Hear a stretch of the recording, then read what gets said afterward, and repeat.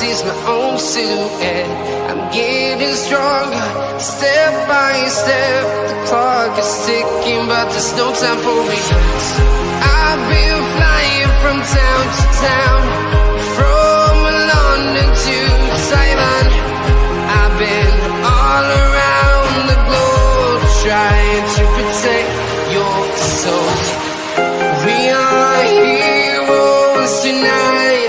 We will fly above the sky. We are heroes tonight. Yeah. We are heroes tonight. We will fly above the sky.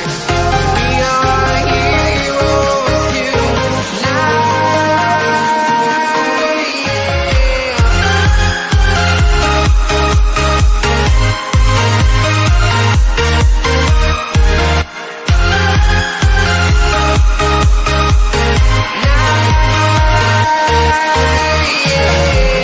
Feel like a dynamite, ready to explode right up in the sky. I need you to listen, I need you to hear, and don't show any fear. I've been flying from town to town, from London to Taiwan. I've been all around the globe, trying to protect your soul. We are heroes tonight. We will fly above the sky. We are heroes tonight. Yeah. We are heroes tonight. We will fly above the sky. We are heroes tonight.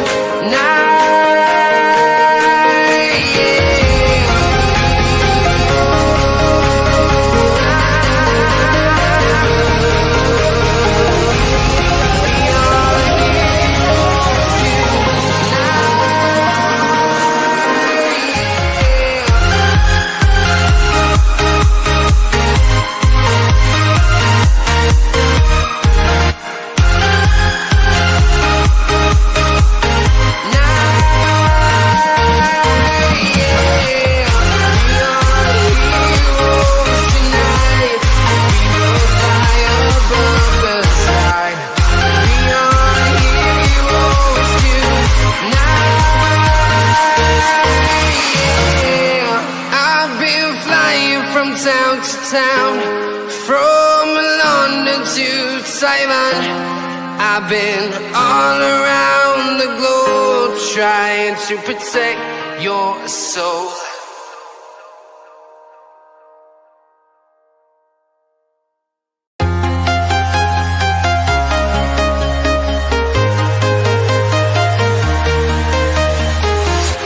I'm walking alone, the streets are empty. The only thing I can see is my own silhouette. I'm getting stronger, step by step. The clock is ticking, but there's no time for regrets. I've been flying from town to town, from London to Taiwan. I've been. Well, folks, what a result for Manchester United. Just coming through, of course, that 4-2 victory for Brighton, and it puts pressure on Liverpool, who are on the back of 3 straight Premier League defeats going into their fixture against Brentford at the G-Tech. A difficult test for Liverpool. How will they fare? Here we go.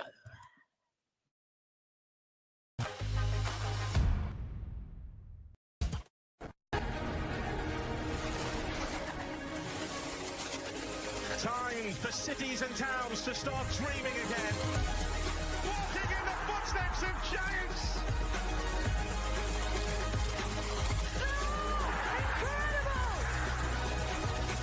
I do not believe my eyes. This is extraordinary. Greatness awaits.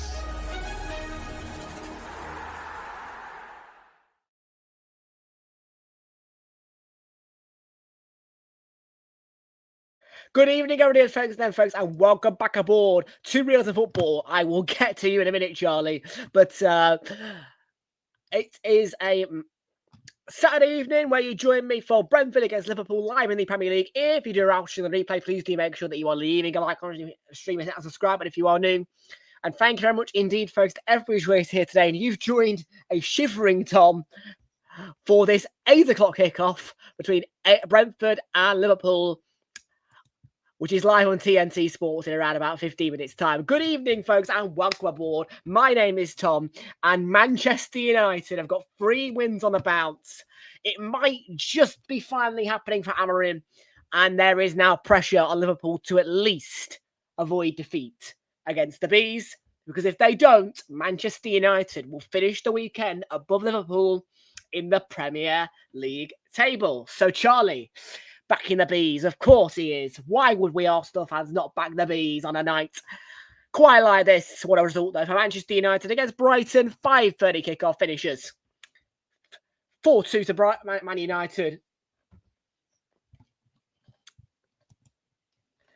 And the poll, well, there's still no votes on the poll yet. But we're expecting that poll to hit numbers of probably 100% one team. To be fair, not going to lie. But yes, folks, Tom is, I'm a little bit cold. I'm a little bit cold in here, you know what I mean? I'm like, oof. I don't know what the temperature is in here, but it's not warm. I'll tell you that much. It's not warm, but I'm staying cool. I'm staying, you know what I mean? I've got a nice fluffy coat and a nice fluffy dressing gown over there, but hey, the professionalism stays as it is. Dressing gown's not allowed for me whilst I'm live streaming. But no, I hope you're all doing well. Yes, and you join me on this double-headed evening of Saturday games for me before I head over to the Emirates tomorrow for Arsenal's game against Crystal Palace. I will be at the Emirates tomorrow. So, yeah. I've just been messaged by somebody on Insta, but I'm ignoring them for the time being.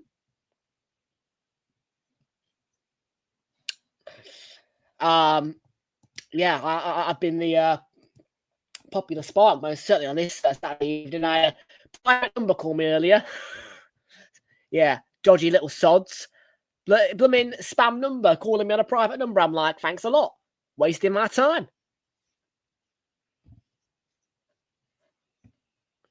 But yeah, folks, I'm going to be off to the Emirates tomorrow on Super Sunday. And it would just be nice if Brentford did get this win here tonight, you know, because I think it'd be such a good feeling for United. Real confidence boost for them as well to be above Liverpool.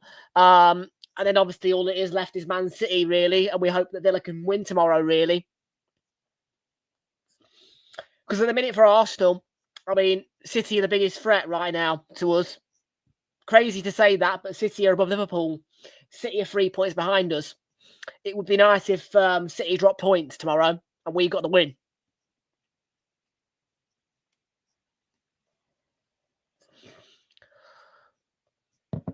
But Manchester United right now are the team currently above Liverpool. So, dare I say it, are United a bigger threat to Arsenal than Liverpool? Probably not, but there you go. Yeah, they're going to be rattled if they lose to that Liverpool because they know the consequence. They're going to be rattled. They're going to be rattled. But the rattlage must happen. So let's have a look at the team news for Arne Slot and Liverpool ahead of pressure being placed on the Green Reds by Manchester United.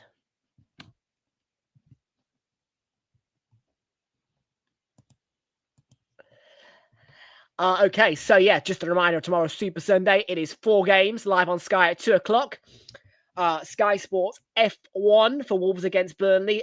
Sky Sports, I think, main event for Villa Man City. Premier League for Arsenal Palace, plus for Bournemouth Forest, and golf for your multi-view. Then 4:30, Everton against Spurs, and I will be at Arsenal against Crystal Palace tomorrow with the kickoff at 2 o'clock.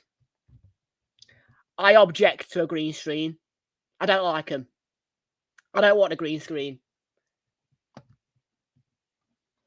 No, I don't want a green screen, mate. Some YouTubers like them, some YouTubers don't. I do not find a reason that I need a green screen. If I needed a green screen, I would have one by now. Bigger fish to fry than a green screen or a blue screen. But there could be big red screams from Liverpool later if they don't get the win here, because obviously Manchester United currently above them, and it will stay like that if Liverpool fail to get a victory at the G-Tech. Fail to get a point at the G-Tech.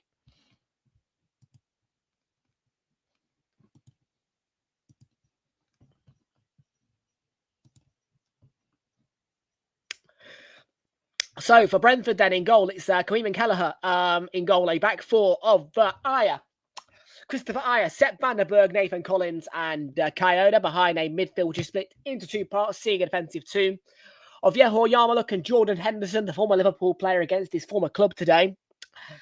Behind the front three of Kevin Schade, attacking three rather of Kevin Schade, Mikael Damsgaard and Dongo Watara, the former Cherry. Leading the front is the low striker of Igor Thiago, and on the bench for Keith Andrews and Brentford, Rico Henry, Ethan Pinnock, Matthias Jensen, Reece Nelson, Hakon Valdimarsson, Fabio Carvalho, Frank Onyeka, Keane Lewis Potter, and Vitali Janelt. For Liverpool, it remains Giorgio Marmadashvili in goal. A back four today for them of Conor Bradley, Ibrahima Konate, and Virgil van Dijk, the captain, as well as Milos Kerkez in the back four behind a midfield which is split into two parts, seeing a defensive two once again of Dominic Szoboszlai and Curtis Jones behind the attacking three of Mo Salah, Florian Wirtz and Cody Gakpo. But leading the front is Hugo Ekitike, and on the bench for Liverpool is Joe Gomez, Wataru Endo, Alexis McAllister, Federico Chiesa, Andy Robertson, Freddie Woodman, Trey Nyoni, Kieran Morrison and Rio Nugamaha. There is some news that I did not expect to bring you, but there is no Alexander Isak in the squad. So no Isak, no Alisson for Liverpool, no Isak, no Liverpool no Liverpool, no. I'm cold. No Isak, no Alisson for Liverpool. And just for the rattleage, this will be the way the league table looks if Liverpool fail to get a point against Brentford here. Oh dear. A really messy situation for Liverpool at the minute. But welcome aboard to Ricky Red. I do know who you are. It's these tags, honestly. They annoy me. But welcome aboard to you, mate. How you doing? Good to see you. Welcome aboard.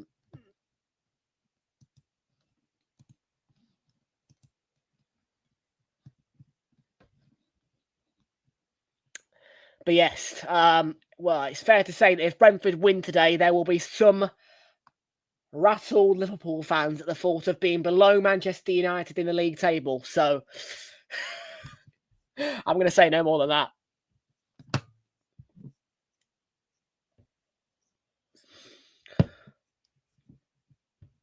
Yeah, I mean, it was not a bad performance, although conceding 2 goals, not too sure about that, but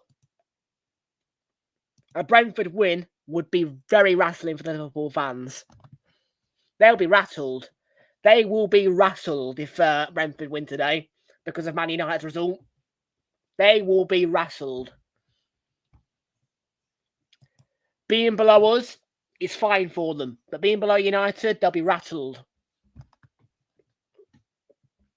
After the defeat at Anfield on Sunday, and now being below them, potentially, they'll be rattled. They will be rattled. Bring on the rattleage.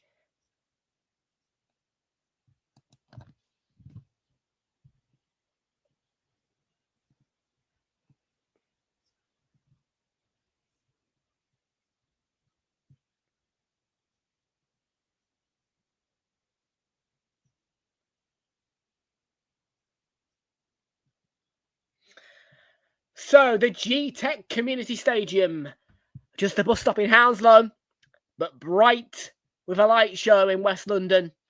Just about ready to go.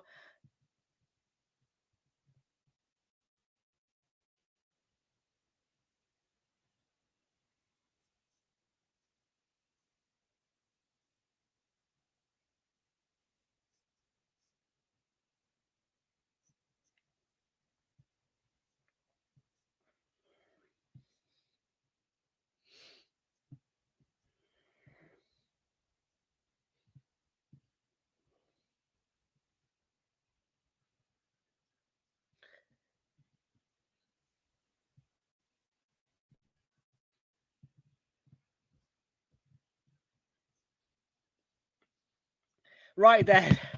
TNT Sports 1 HD, TNT Sports Ultimate, Brentford, Liverpool. Your final game on Realltom Football before I am off to the Emirates on a run of 3 straight Arsenal attendances in a row, and it's all in the space of 6 days. I will be attending tomorrow's game against Crystal Palace, the Carabao Cup fixture against Brighton on Wednesday, and Turf Moor as well a week today. It's a rare occasion that I do 5:30 or 5:45 and 8 o'clock in one evening, but tonight is one of those exceptions.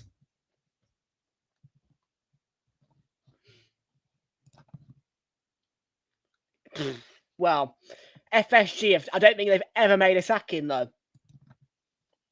FSG sacking somebody is like unheard of. Because Jurgen Klopp was I don't know if they have ever made a sacking at Liverpool, but because of how long Jurgen Klopp was there, it feels like FSG just won't sack him.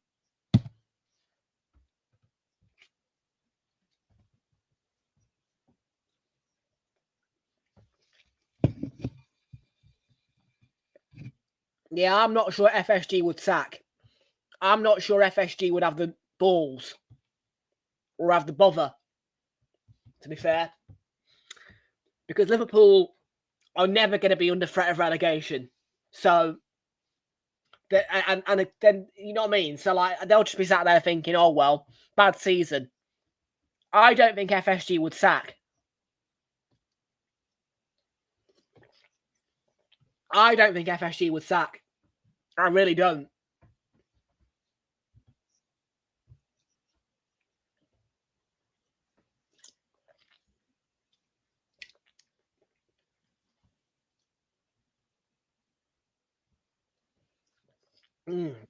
Oh, the sweet Mega Monster is almost empty.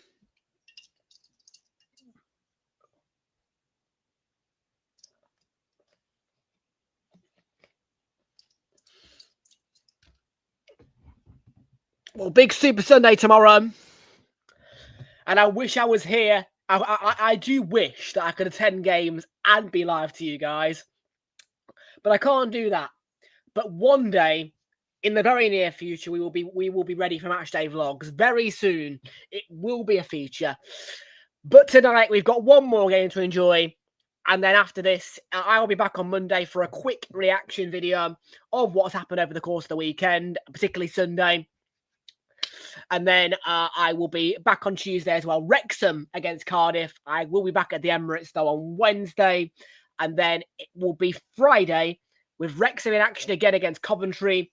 And after a week today, Saturday, the 1st of November, I will then be back to my normal routine and schedule.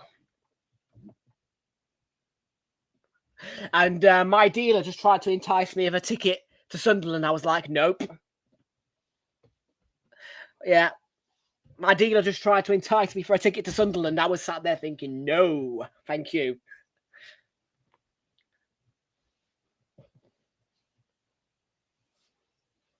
No. If it were 3 o'clock, I'd be like, yeah, I'll sell the Palace ticket. Players taking the knee ahead of kickoff with the reminder, firm and clear. No room for racism.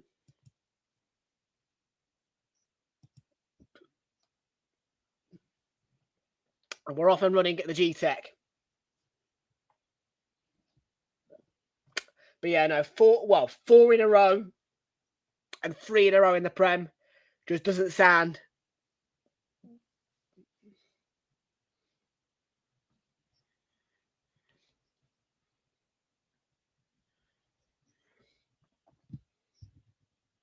So yeah.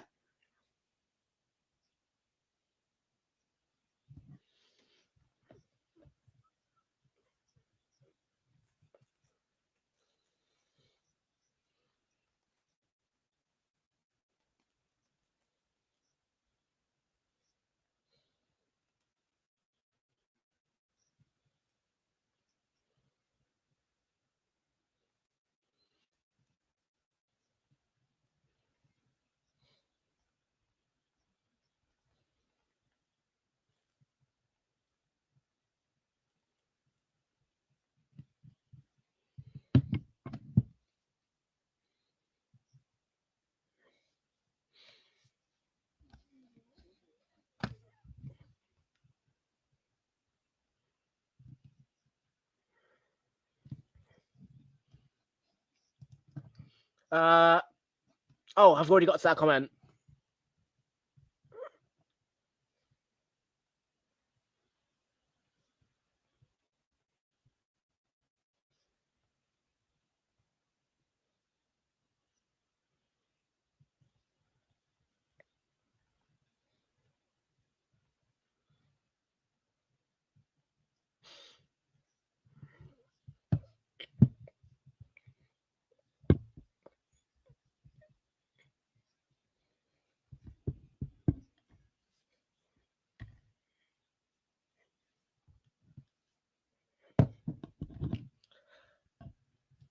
So long throw from Brentford. It's a really deep one. It was wow. They are so good at these long throwing.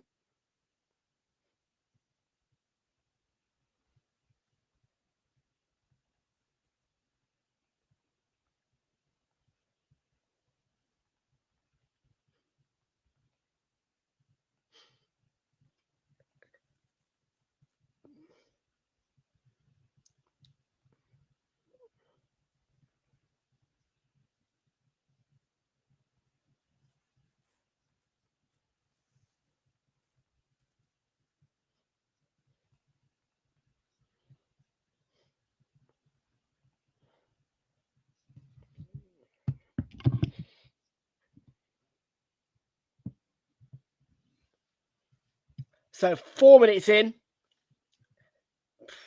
Picture quality is very, very HD from TNT tonight. So HD that the scoreboard looks a bit flickery and rubbish. Do you know what I mean by that? Like, when the coverage is so badly HD that any graphics you put on it look terrible. It does happen, you know. The picture's HD.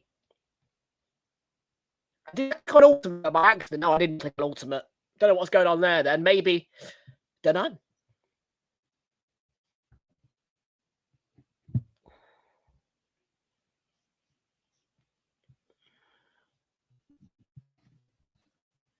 Mr. Taki, welcome aboard to Yaden. Good to see you. Welcome aboard, mate.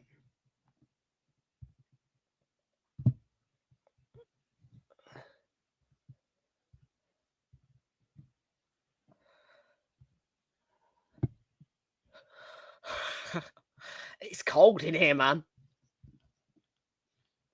I'm not going to put my jacket on, but I must say, when I got off the Man United stream, I was contemplating putting my dressing gown on, but maintaining professionalism. I'm not Lee Gunner who will wear a dressing gown on stream. So there you go.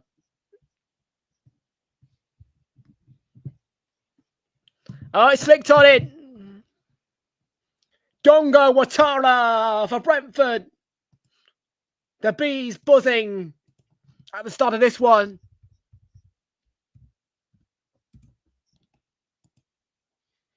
The former Cherry becomes a buzzy bee. And the buzzy bees are buzzing within 5 minutes against Liverpool. I like him. I like him. Well, they know the consequence because of Manchester United's victory. They know the consequences.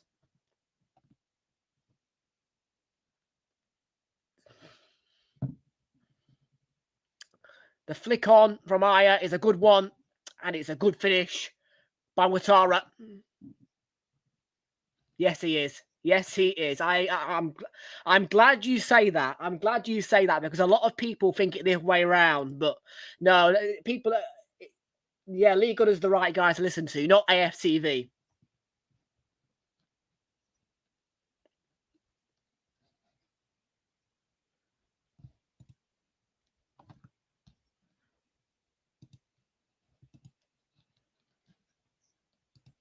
And there's the cross into the box from Mo Salah.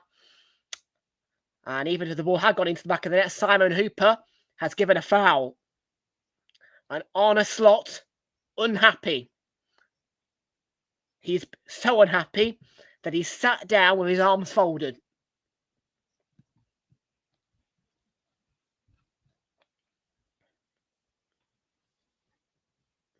That long throw-in is wicked for Brentford, though. I must say, the long throw-in, it's ridiculous how good Brentford are at these.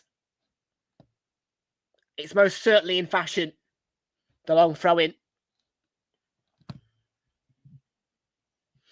It's better than a corner, really, at this point. The amount of distance that Brentford are getting on these long throws and power, it's better than a corner.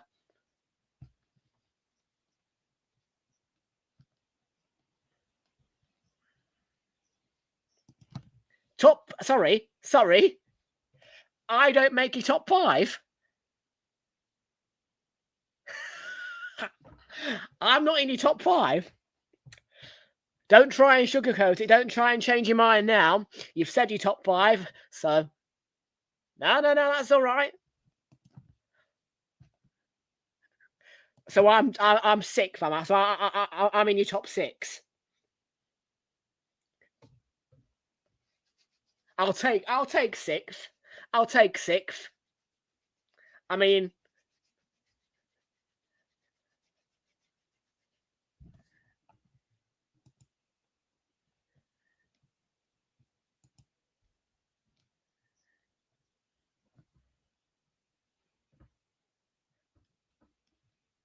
come on. I should be above the Arsenal channel, really.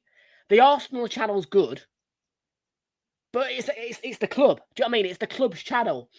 They just post content on there. Like, it's a whole business. Do you know what I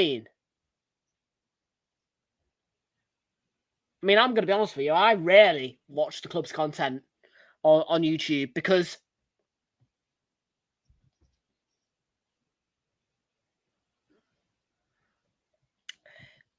everything comes through Sky. Do you know what I mean?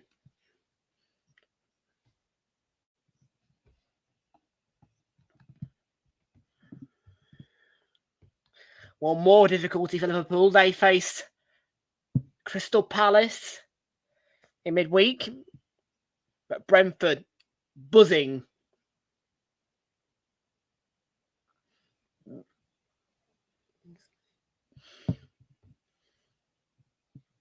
And Manchester United will be feeling the benefits right now of this scoreline.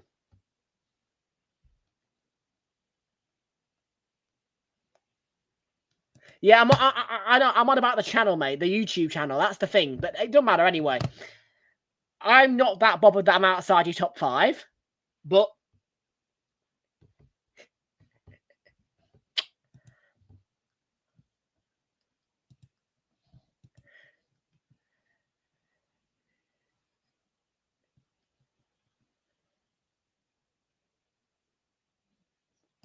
what?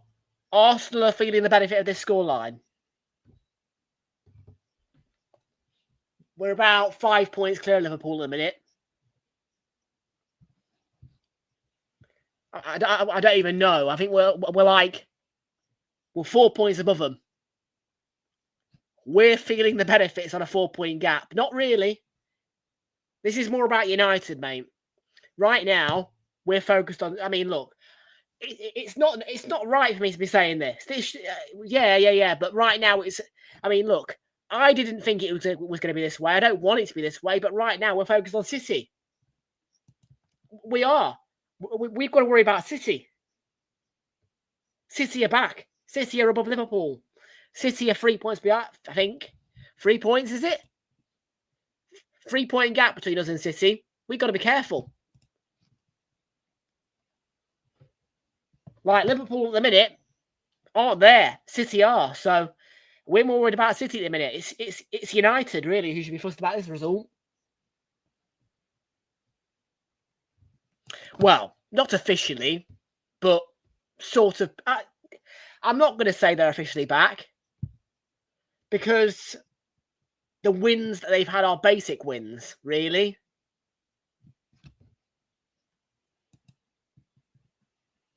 That's true. That is true. That is true. But no, we just got to. I think Villa will do something tomorrow, you know. I think Villa will get a win. I can see Villa getting a result tomorrow. I can see Villa getting a result tomorrow.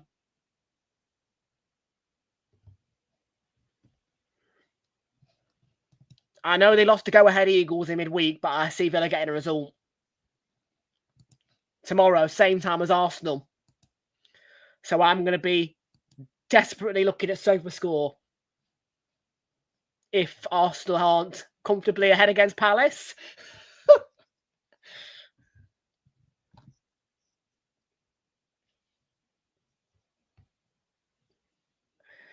There's 4 2:00 games tomorrow. There's 4 2:00 games tomorrow. And I'm at Arsenal's 2:00 kickoff. It was supposed to be 3:00 today, but it got moved. It was supposed to be 3:00 today originally.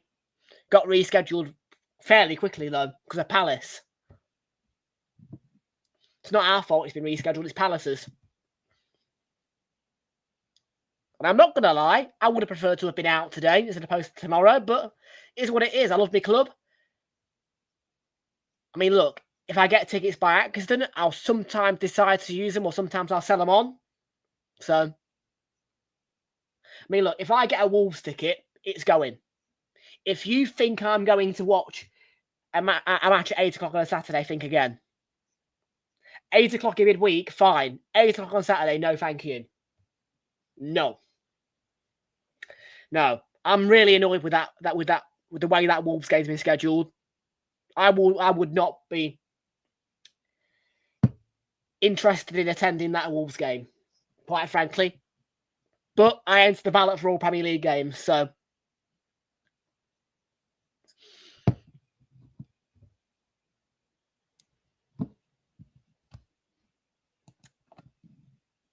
I'm going to say I disagree, actually. I'm going to say I disagree. He's got a good shot on him. However, our centre-backs, there's 4 centre-backs, by the way. I know that Calafiori and Timber might seem like full-backs because they do it well, but they're all centre-backs. Calafiori has got a wicked shot on him, and he can score great goals. Gabriel, I mean, he can score head and foot. So I would say no, Martinelli is not the best finisher at our club. I think Calafiori's got a great finish on him. You put Calafiori as striker, he's going to score. Honestly, if you put Calafiori as a striker, I bet you'd surpass Haaland. I think it's one of those things. Calafiori as a striker, I think, would work.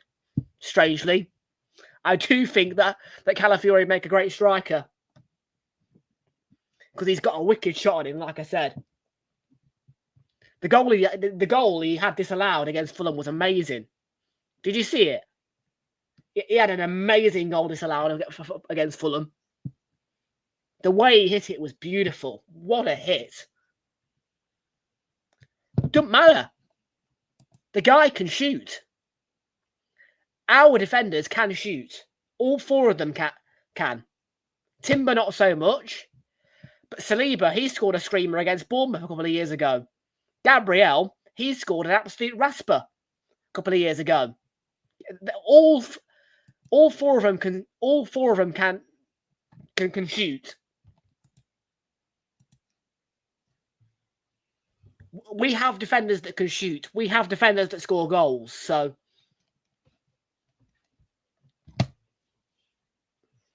and that's the great thing about it, because yeah, we're rock solid defensively, but still, they score goals.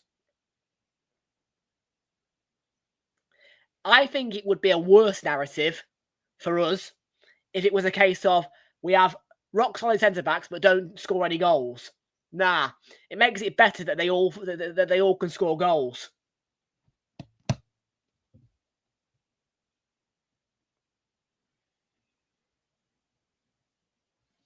I wouldn't go that far, but we've got two fantastic centre backs. One in which who I've met, and Gabriel. I do have a big softy spot for Gabriel. I think he's great. I think he's great. Don't ever let that guy leave this club. Don't ever. Just don't, because he's happy. He loves it here.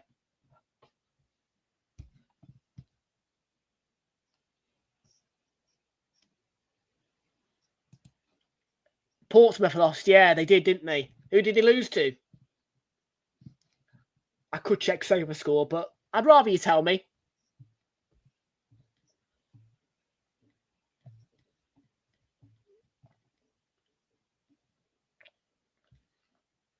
Oh, Stoke. It was Stoke. It was Stoke. Yeah, it was Stoke. Yeah, well, I'm annoyed because Borough drew. They're now 3 points behind Coventry. I like both Borough and Coventry, though. I like Borough and Coventry. Like, Coventry, you guys all know it. I've been on Coventry's case for a good 3 years to get them up. I've been on Coventry's case for years trying to get them up. Since Luton won that playoff final, I've been on Coventry's case to get them up. But Borough, I think it'd be beautiful if Borough came up. I think Borough coming up would be, again, just like Sunderland, really, if you ask me. Borough coming up would be fantastic for the Premier League, in my opinion. I think they're one of those clubs where they'll activate when they come to the Premier League. Do you know what I mean? Sunderland are on fucking fire right now.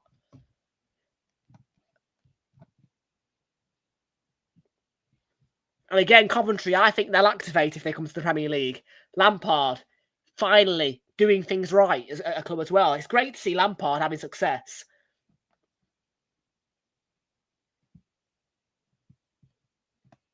No, Borough and Coventry, it so works for me. It would be amazing if them two can get all the way. It really would. Top two, and then we could have playoffs wise, I'd like to see maybe West Brom, but Borough and Coventry would be a fantastic story. Coventry need to win the league. I want Coventry to just get there now. One of those two sides needs to win the league for me. And the other needs to come up either automatic or playoffs. I think Coventry would be better off coming up automatic. I think Borough would be better off in the playoffs. If I had to pick one to go in the playoffs, it'd be Borough. I don't think Coventry would cope in the playoffs. But if they win the league or top two, Coventry are up. Sad. Borough, I think they could do the playoffs.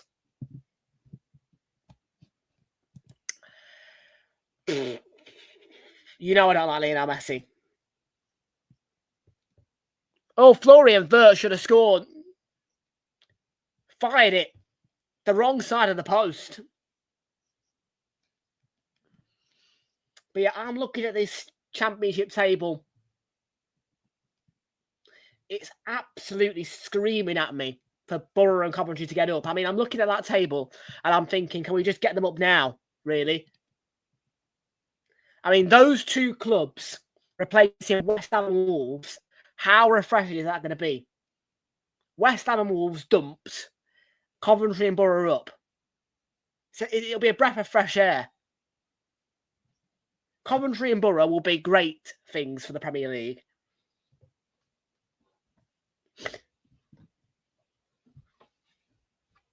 And I know it's so early for me to say it, but I know what I'm talking about when I look at these clubs and I know who I want up.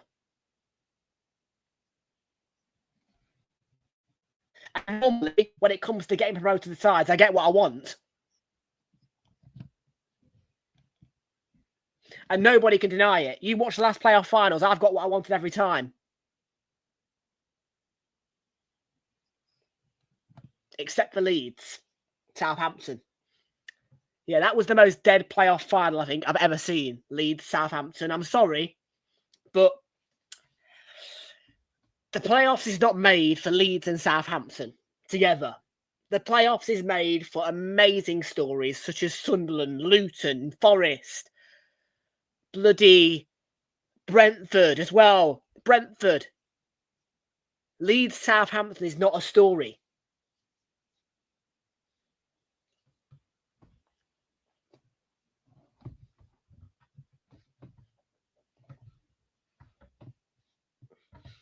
The playoffs are supposed to be a special moment for a special club that's just been waiting for that. Do you know what I mean? Normally the playoffs deliver clubs that just need that step up. Do you know what I mean? Yeah, no. I mean, maybe Stoke in the playoff final will be good against somebody. It might be a good experience for Stoke. I mean, there's no denying Stoke had a good start to the season. But, look, I'm not too bothered about the third team. I'll be annoyed if Leicester come up. That's all I'm saying. Like, the only team I have a kind of discretion of coming up is Leicester. As long as Leicester don't come up, I'm fine. I personally think that Leicester coming up would be a nightmare for us. Leicester are boring. That's the one thing I'll say. Leicester come up, I will be annoyed. But anybody else out of them, alongside Borough and Coventry, I'd be happy as days.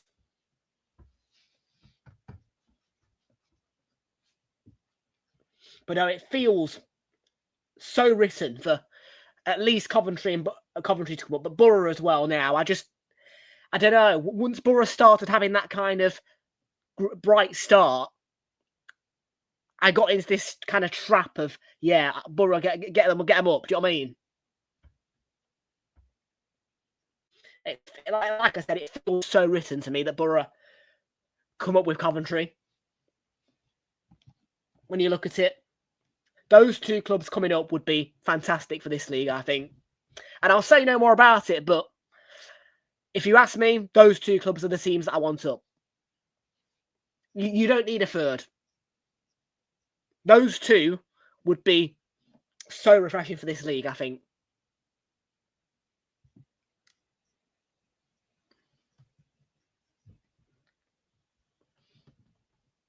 And then there'll be real rivalries in the north.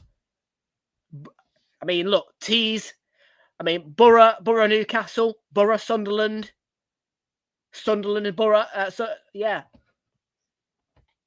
Do you know what I mean?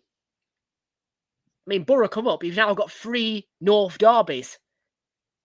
Borough, Sunderland, Borough, Newcastle, and then you've got Newcastle, Sunderland.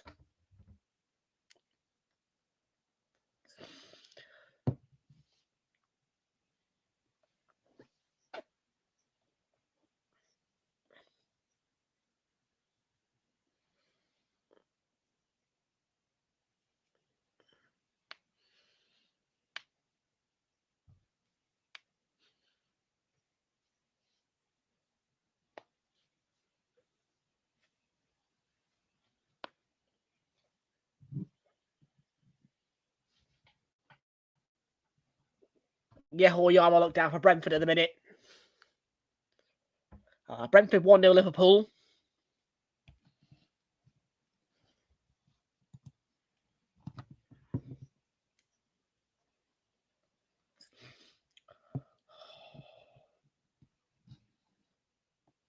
Is there anybody else I can pick out of it? I mean,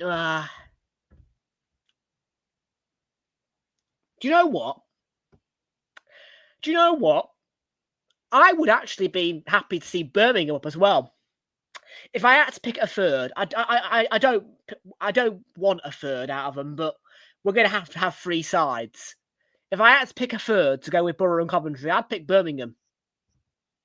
Because Birmingham Villa would then be a derby.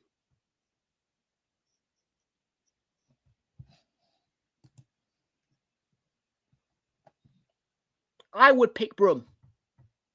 If I had to pick a third, I'd go Brum. Because of that Brum derby. I'd pick Brum. I'd pick Brum.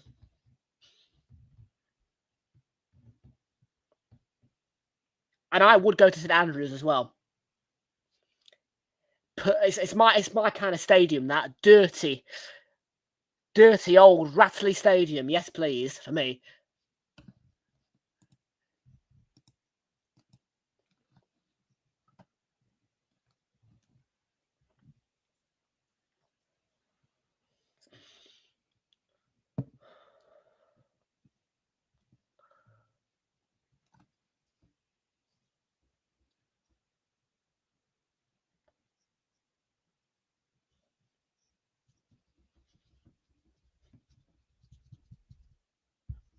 One 0 Brentford.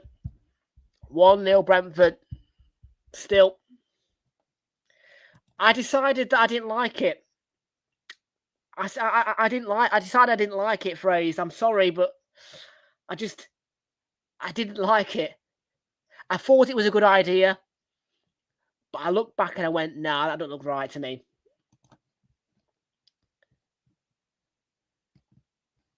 This is why I need a thumbnail maker.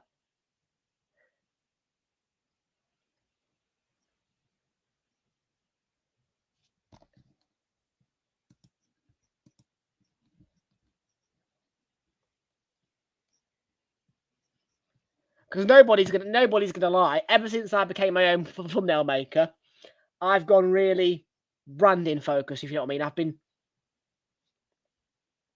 mean. I am quite careful about my branding, actually. I try and make sure that my branding is on point.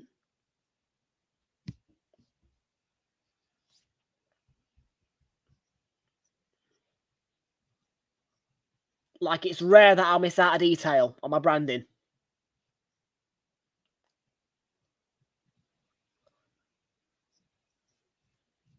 So,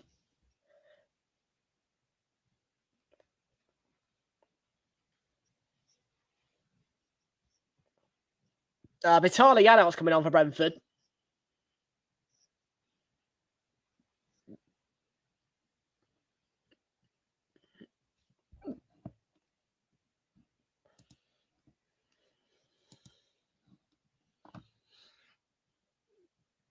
Oh, another long throw in here. Here we go.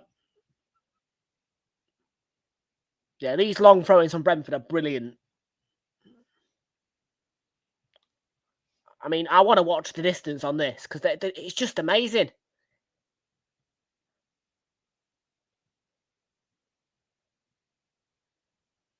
Look at that distance. Look at it. It's perfect. The weight. How you can throw a football that far and get it so perfectly weighted, it's beyond me. They are so good at it. There's a Brentford player down in the 6-yard box. It's Sharda, but he's back up. He's limping though. He's limping.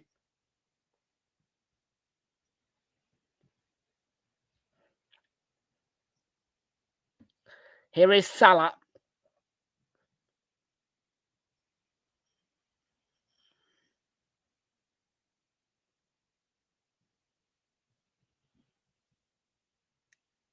Turquez, let it run. And Igor Thiago's going to press on Virgil van Dijk. And he's won the ball off Jones in the end.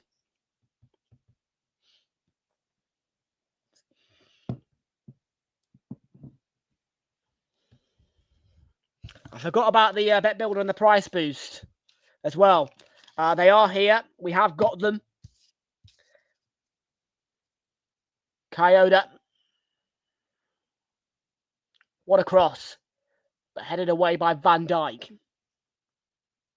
15 minutes to go in the first half. Brentford 1, Liverpool 0.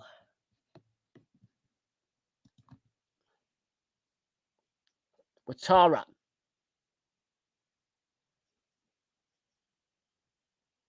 Ouattara, dangerous ball across. First, he's not going to get to that. That's going to be a Brentford front. I don't think we've had many corners. We have more throws, I think, than corners. I'll take a look at my stats now. Yeah, I will. I'll have a quick look.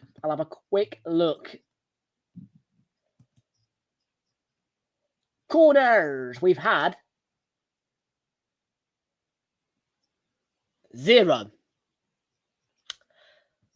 That's fantastic for the bet builder. What about 1 goal? Oh, Sharda. And now Kyoto looking to set himself, and a block by Bradley.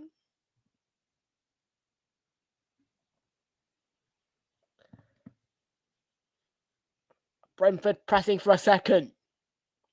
Jordan Henderson against his former club, just wide. Oh, that would have been a moment for him.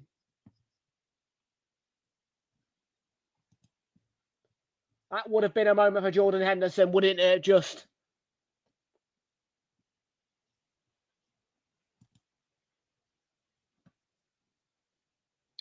No shots yet from Igor Thiago. What about Ekitike? He has had 2 shots, but not on target. Doesn't matter to me too much, really, at this point. We've got the 5er back. So,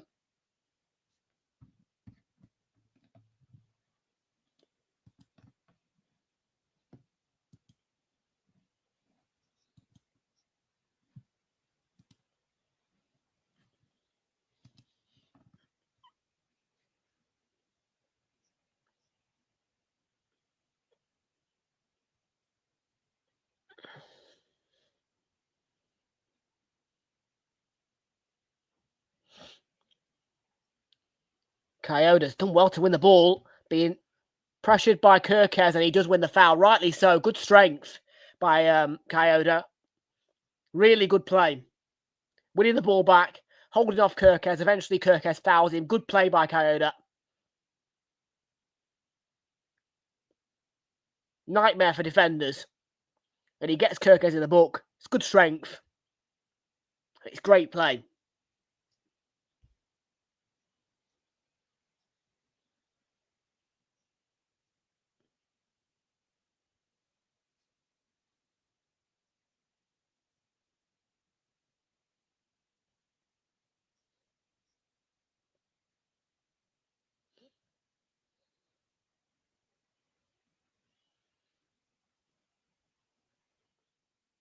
It's not quite enough a deep. I didn't think it was deep enough, that delivery. I like a bit more deeper delivery.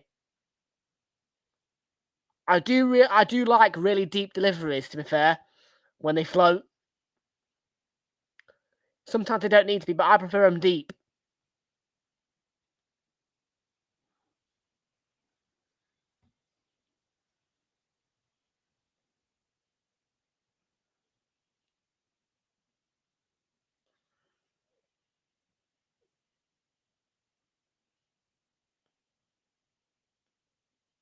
And that's evaded Sharda, but puts the pressure on Canate.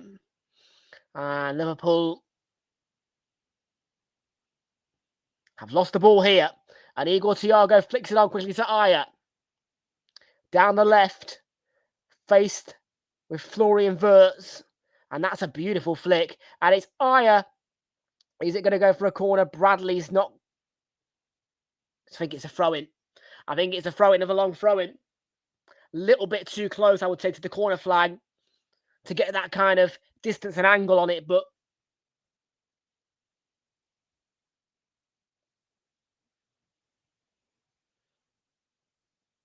who knows? These throw-ins are brilliant from Brentford.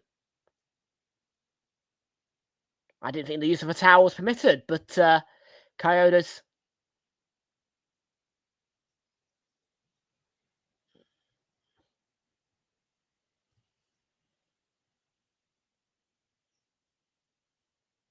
And it's punched by Mamardashvili. It was a good delivery again, though.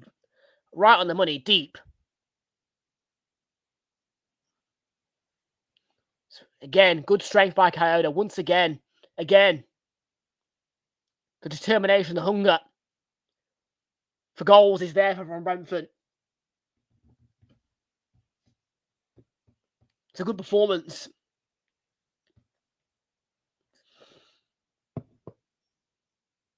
It's a good performance from Brentford. They'll be pleased. And another long throw-in.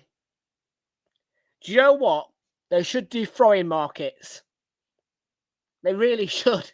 Because these are probably better than corners in Brentford's case, these long throw-ins.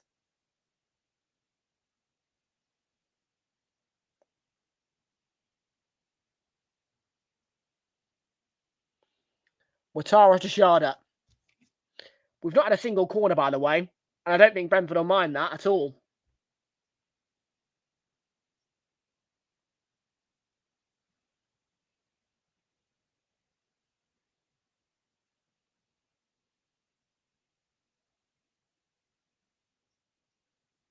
It's another throw, I think. It's another throw.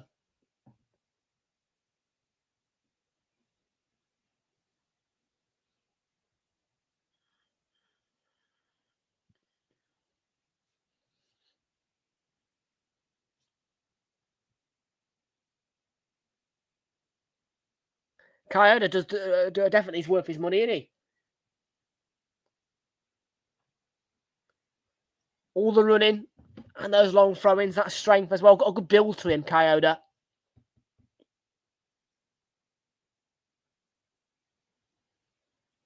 Watara, oh, what a hit and what a goal it would have been, but it whistles wide. There's been some great throw-ins, some great deliveries, and some great hits of the ball in terms of shots. Been a few times that way I would have said what a goal that would have been.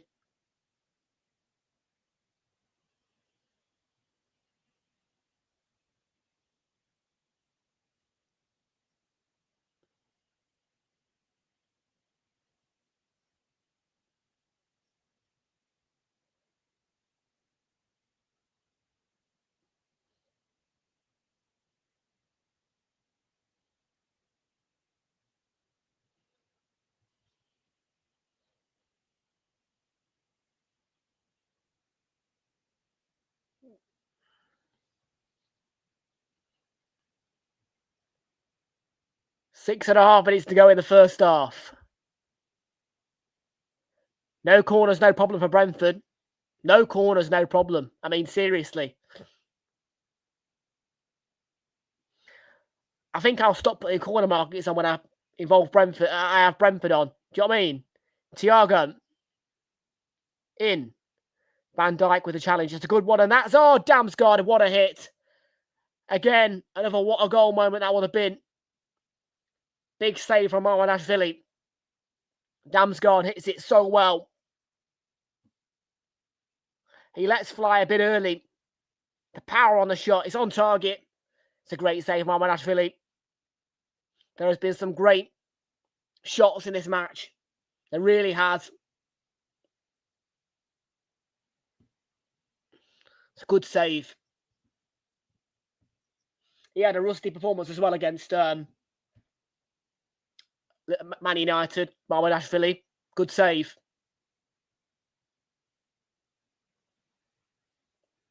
That was the first corner of the game, by the way.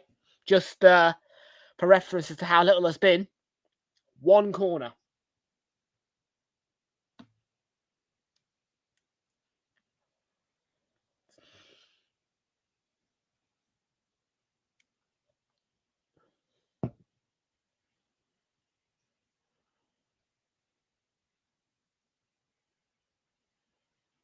Kirkez.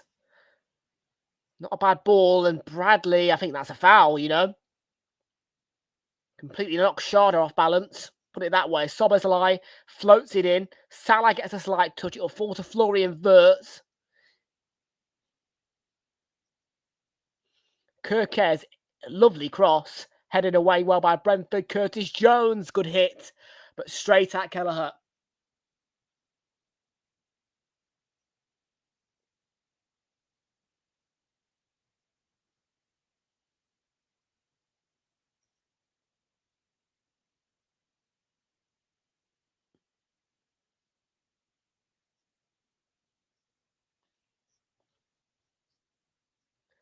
Four minutes to go for half time plus added time, of course. I don't really much of that either, you know. It's been a pretty flowy game. Haven't really had any stoppages. Not going to lie.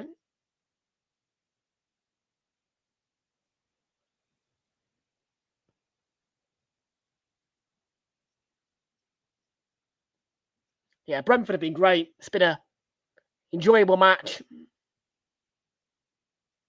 The throw-ins have been wicked. The shots, some of them have been so powerful. Game's got a really nice tempo to it.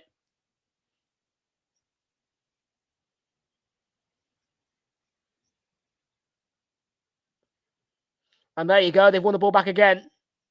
And Damsgaard on his way. Szoboszlai got back at him. Florian Wirtz wins it back for Liverpool.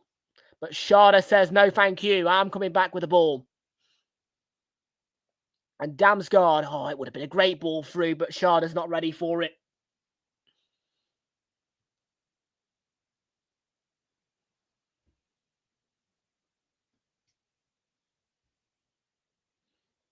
Three minutes to go in the first half. It's Brentford 1, Liverpool 0. The goal inside 5 minutes from a long throw. Ouattara with it.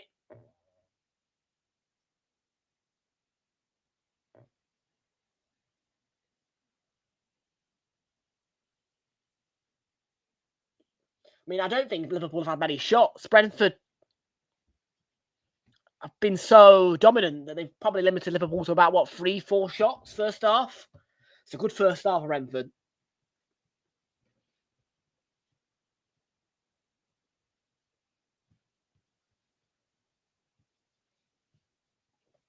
We'll take a look at the stats at half time, but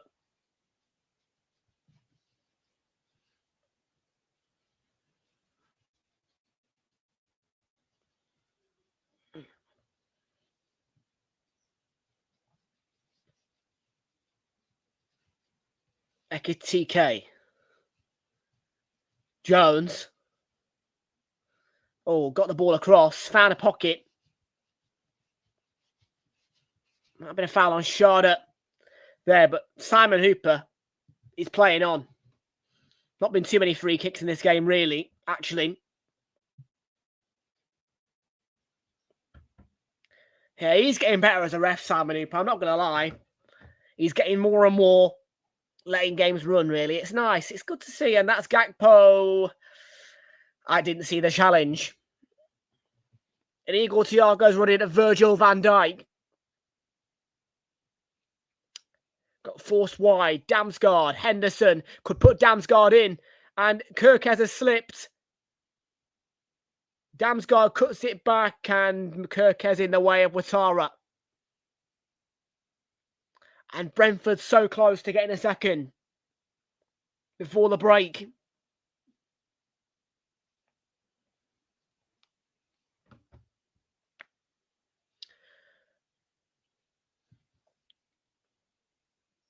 Florian Wirtz to Curtis Jones.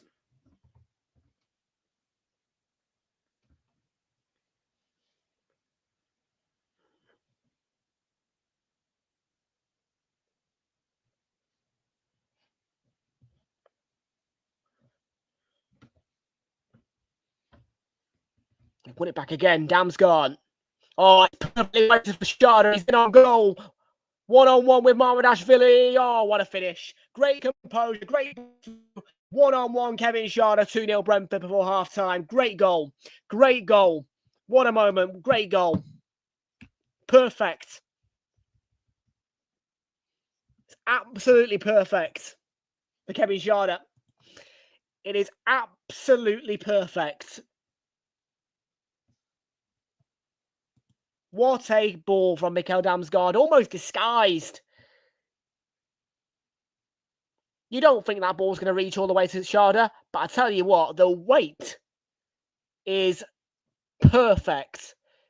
Once Schade steps across Konate, you know that's a goal. The step across from Schade there just tells you straight away that's a goal. Brilliant. That is a great, great bit of composure. What a ball from Damsgaard. But like I said, as soon as Schade steps across, you know that's in the back of the net. Konate was done for as soon as Schade stepped across him. Great, great composure. Great goal.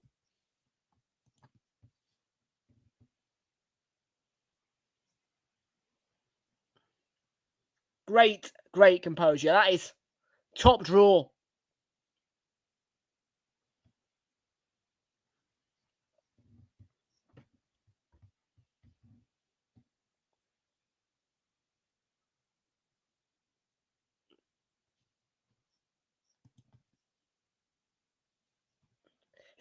I mean, look, it's not going to happen. FSG won't do it, but that is just quality from what I've just seen from Brentford. I mean, the weight of that ball from Damsgaard was evil. It was so perfectly weighted, and it was disguised as well. The weight of that pass was disguised as well, which makes it even better.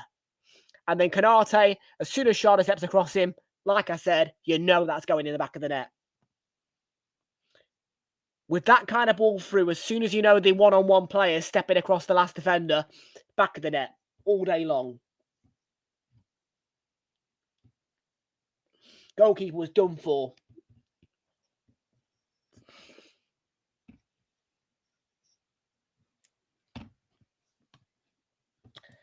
I'm going to have to get some stats off of FSG sacking a manager. I don't think they've done it.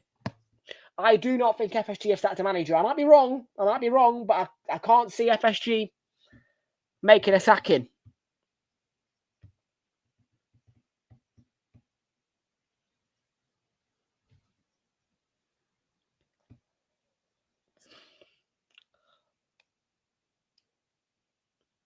And by the way, where was this Brentford against Manchester City? Just saying. Because that Brentford City game was such a letdown. This Brentford is what we want every single game, man. This is a great Brentford. This has been a great first half. This has been refreshing. Yeah, America's their priority, innit? Oh, just evade Schade.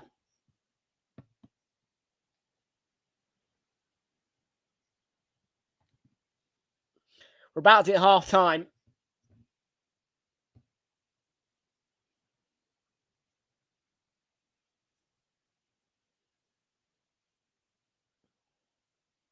This has been great to watch.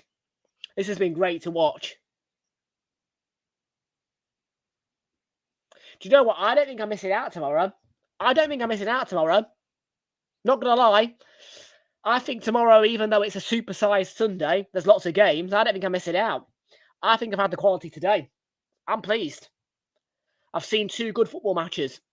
And now I can go and do Arsenal Palace. Probably knowing that I probably are the best 2 games of the weekend. Today. This has been really refreshing from Brentford. Oh, chance, goal back. Right before half time. I mean, we're over a minute. We're a minute over the allocated 3 minutes. Should really be half time, to be honest with you. 2-1.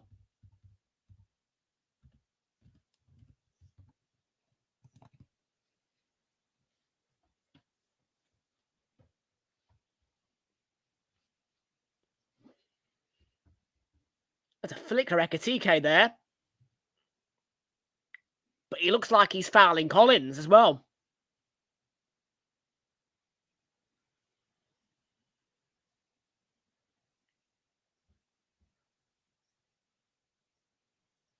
There's a yellow card out from Simon Hooper.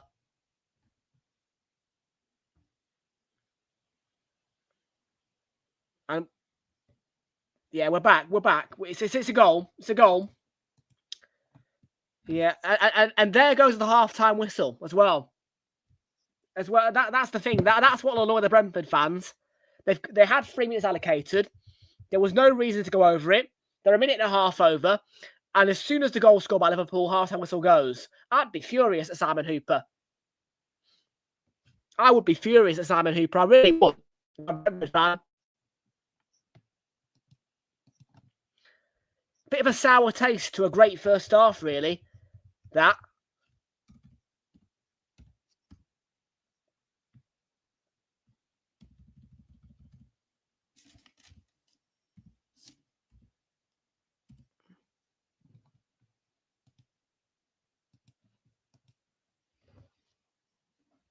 Yeah, I mean, that moment at the end of the game, though, I mean, again, what is Simon Hooper doing going over a minute and a half over his 3 minutes?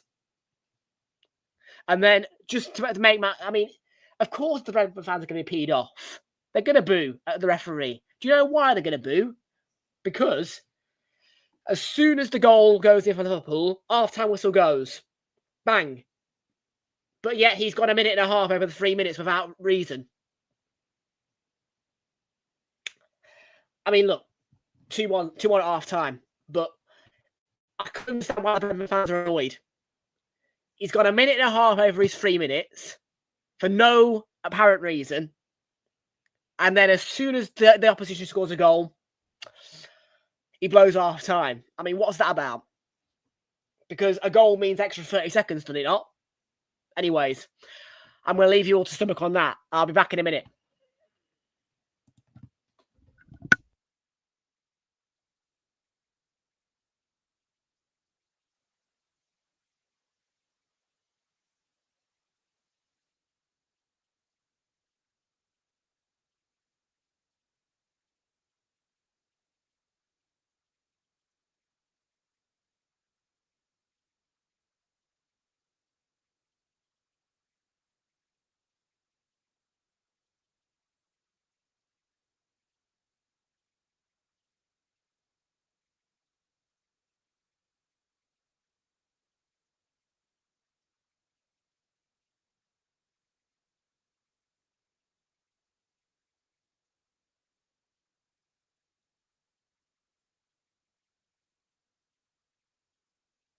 So yeah, folks, stomach that one then. I mean, I want to hear it from somebody else's point of view. I want to hear it from a neutral point of view. Because if I'm not mistaken, was there a stoppage in that 3 minutes? Was there a reason for Simon Hooper to go a minute and a half over? Because when the goal in, it was bloody 49-23. The clock should have stopped. The whistle should have gone at 48. I think it's more about Simon Hooper's whistling. In the fact that as soon as the goal goes in for Liverpool, half-time whistle goes, but he's got a minute and a half over. Just saying it as it is anyway. I mean, unless I'm stupid, I don't see a reason why he had to go a minute and a half over. 10 seconds, 30 seconds is fine, but a minute and a half over, and then Liverpool score and you blow the half-time whistle as soon as the half-time, you know what I mean? It's just, I'm frustrated as a fan of that. But great first half. Great first half from them either way. They shouldn't let that dampen a great first half for them. But they will be frustrated. It's bizarre. The referee, you've told your 4 officials to put 3 minutes up, right? You've given 3 minutes at a time, and you blow the half-time whistle directly after. You know what I mean? I'm going to say no more about it, but when you give 3 minutes, I know it's a minimum, but again, was there a stoppage? Not that I'm aware of.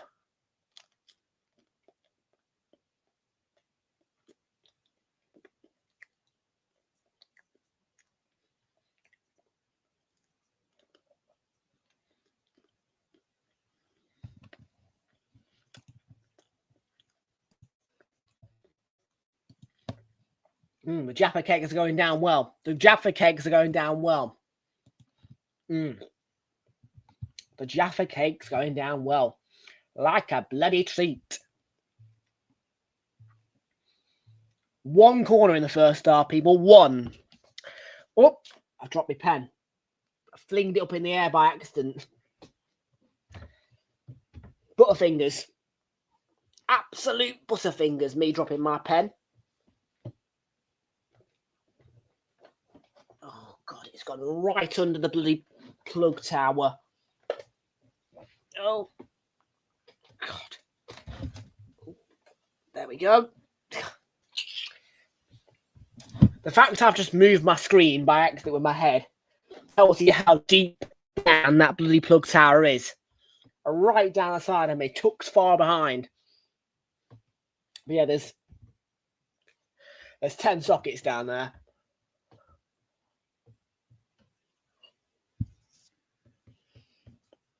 And yeah, my pen just dropped behind the tower, and I was like, oh, here we go. My little pen.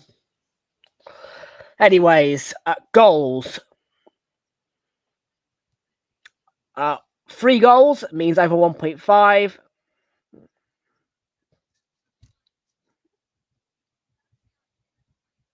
So that's ticked off and confirmed. Let's have a look at Eagle Thiago. Did he have a shot on target?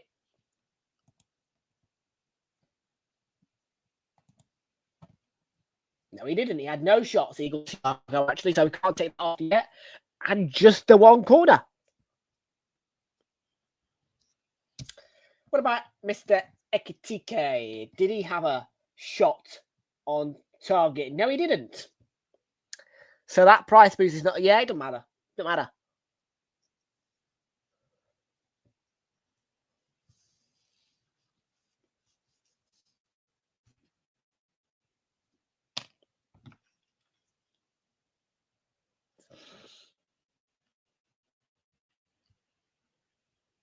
There's no penalty. Gakpo.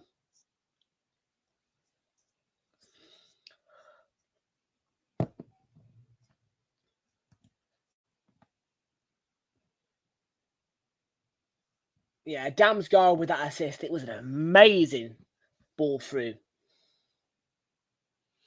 I mean, I hope TNT do this assist for Dam's goal justice, because it's an absolutely wicked ball through. The disguise on it, the unexpectancy of that perfection on that ball through. And there you go. Once he goes across Kanate, Kevin Schade, that's the key moment of that attack. As soon as Kevin Schade makes his run across and in front of Kanate, you know that's going to go in the back of the net.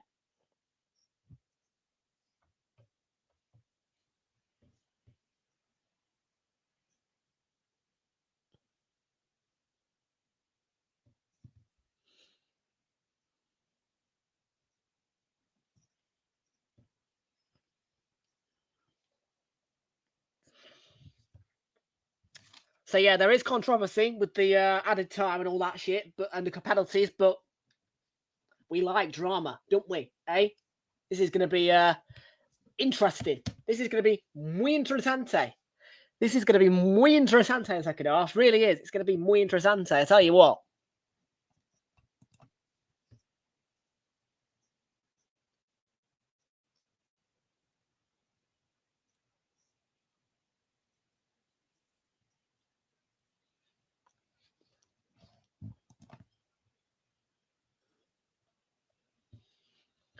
So, 2-1.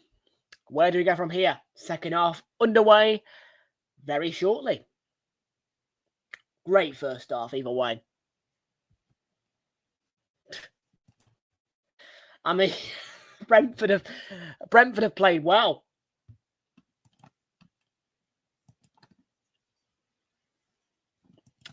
You know what's going to happen, don't you? I mean, United are above you right now.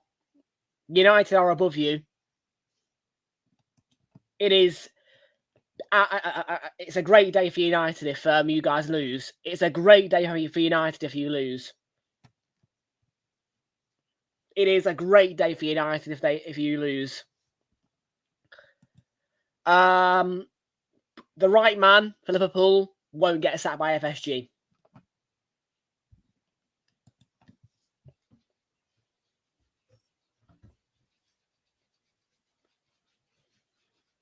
FSG will not sack him. No matter how much no matter how hard you want it, it won't happen. You will not be able to get FSG will not sack him this season. I'm sorry, but it won't happen. They will not sack him. FSG will not sack Arne Slot. Not this season, it won't. Next season, maybe. This season, it won't happen.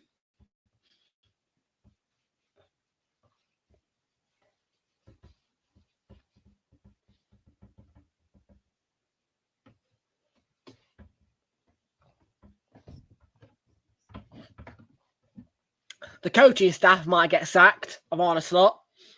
The board might say, get rid of the coaching staff and get some new coaching staff in. But in terms of the manager won't get sacked until at least next season. No matter how hard you guys want it, no matter how upset Liverpool fans are, they won't sack. I don't have records of FSG sacking somebody. You'd have to go back. I don't know how far you have to go back. I don't have records of FSG making a sacking.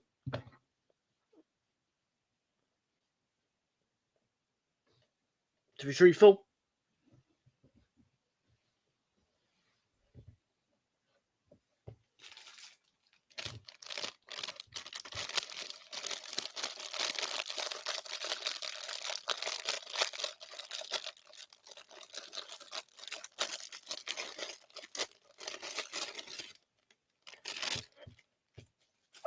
I mean, let's have a look.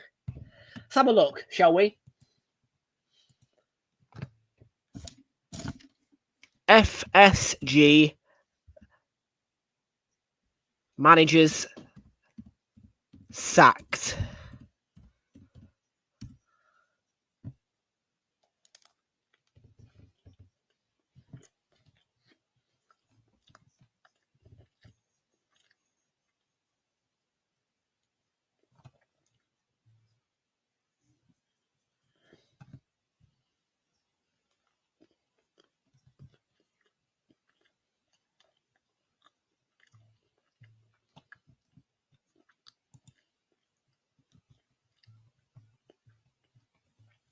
Yep.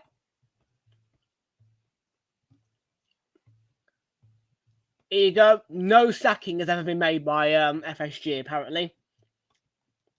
Transfer markets are telling me there's no sacking made by FSG. There's no sacking by FSG.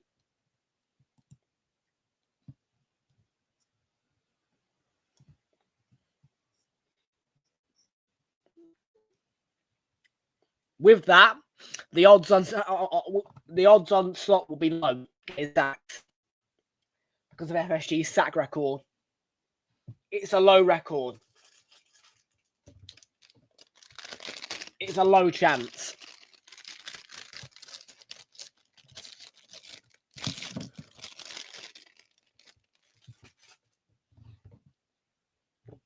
Oh, these Jaffa cakes are good.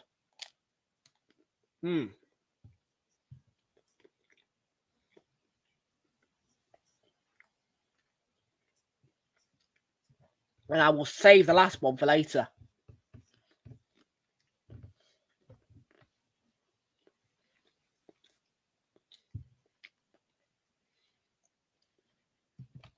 I will save the last one for later. You better believe it.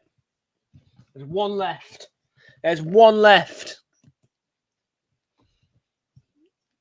And the second half is about to get underway at the G-Tech.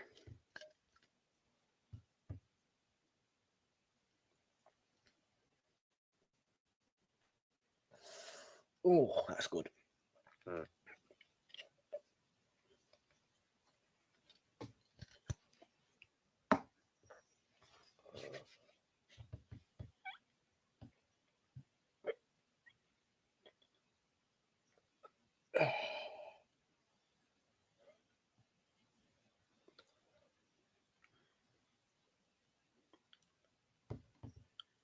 And there's the shots on target market. Price boosts. No shots on target, Ekatike. No shots on target, Igor Thiago. So, and only one corner. Yeah, one corner. I mean, look, one shot on target from Igor Thiago, and then 7 corners second half will be enough to win. But as things stand, the £3.60 or the £4.75 are nowhere near reachable. But this price boost returned £5, and that is not profit, but it's all the money I've saved today returned.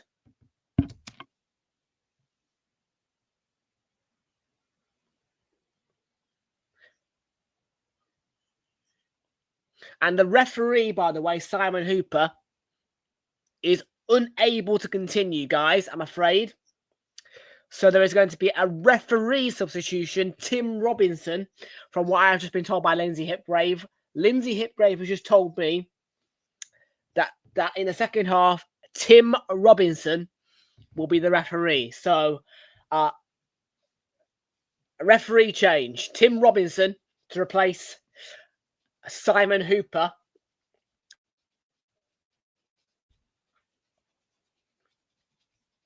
So that will add a delay to the start of the second half, but there is going to be a refereeing change in the second half. Tim Robinson on to replace Simon Hooper is what Lindsay Hipgrave has just said. Yeah, great performance from Brentford. Great performance by Brentford in first half.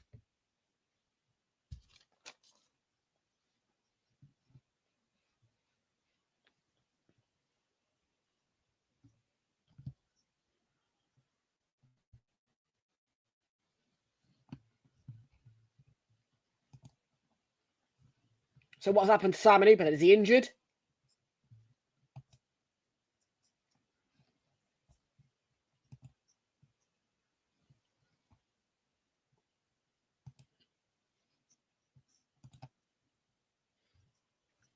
So yeah, second half referee will be Tim Robinson, guys. Just to let you guys know, referee for the second half will be Tim Robinson. So Simon Hooper, as far as I'm aware from what Lindsay Hipgrave just said, there will be no Simon Hooper second half.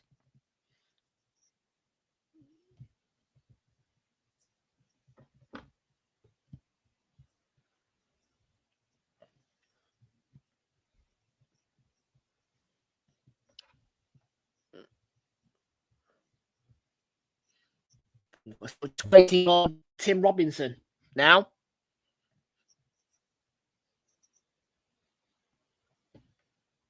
I think Tim Robinson's got to get himself ready. I don't know when this decision was made that Simon Hooper won't continue, but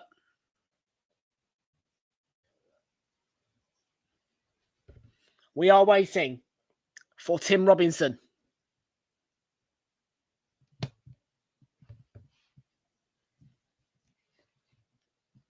to come on for ridiculous. Refereeing substitution. Substitution for the referees coming off the pitch. Simon Hooper to be replaced by Tim Robinson. That should be a stadium announcement.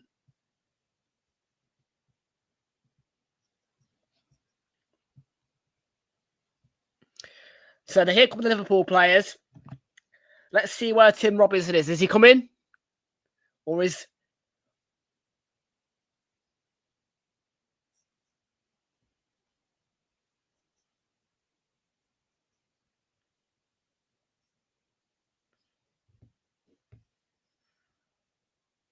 Liverpool are out. We're just waiting on Brentford and new referee, Tim Robinson. I presume that Simon Hooper's stricken and can't continue. Don't know.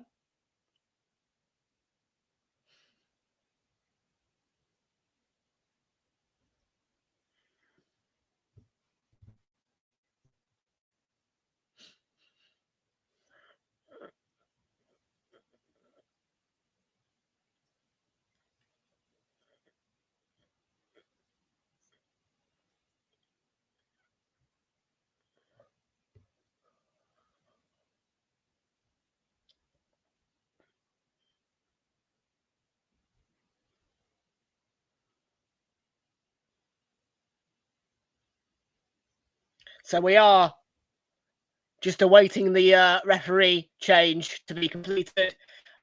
For those who are just joining us, once again, Simon Hooper reportedly will not be continuing in the second half. We will be having Tim Robinson take over as referee for the second half here.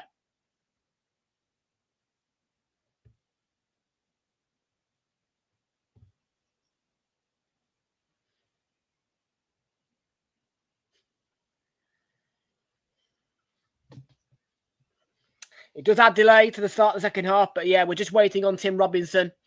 And we are, well, I think it's an injury to Simon Hooper, clearly. So yeah, we're just waiting for Tim Robinson now.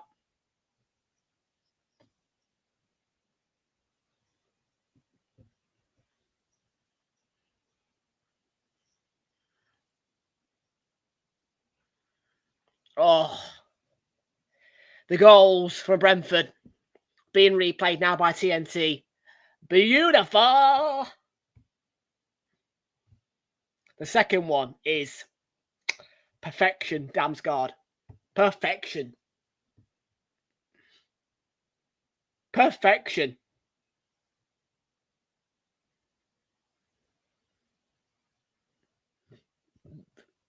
Right, is Tim Robinson ready to go?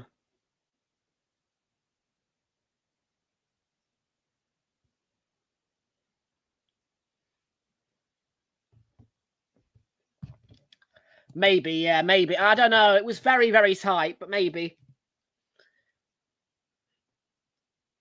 Right. There's one of the linesmen. And here is Tim Robinson. So, refereeing substitution at half-time. It is Simon Hooper to be replaced by Tim Robinson for the second half. He is ready. He is out. Let's get this second half going.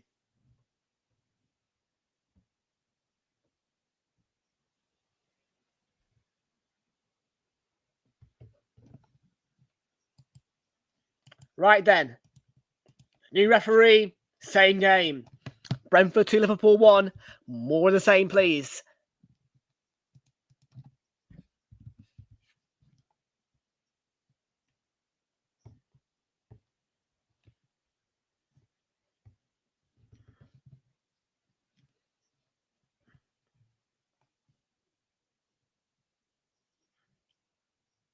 Right, Tim Robinson gets us underway. New referee in charge, so the Brentford fans might be happier about it, to be fair. Don't think Brentford fans are too pleased with Simon Hooper. But fresh face in the middle of the pitch now.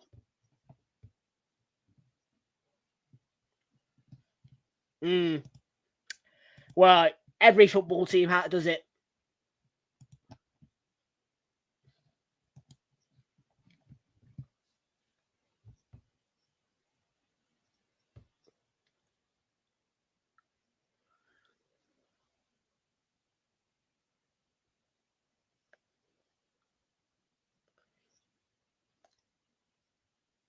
Damsgaard. Not great. Oh, bloody hell. My AirPod just died. Marvellous. Bear with.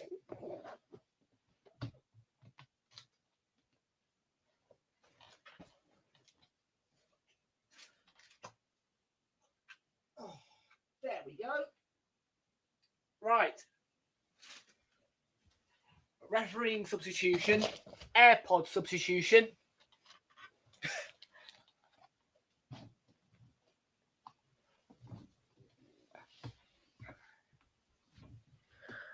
So Simon Hooper, I wonder what's wrong with him. Injury?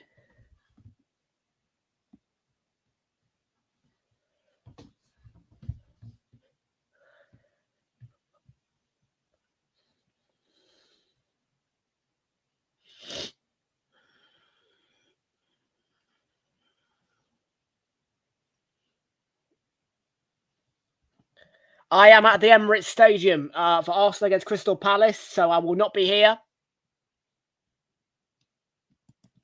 Nope. It'll be back. I'll be back on Tuesday. There will be a video on Monday with my roundup of the action for you all. But I will be back on Tuesday with the live streams, and then it will be Flicks and Charlie maybe on Wednesday when I'm at the Arsenal Brighton game.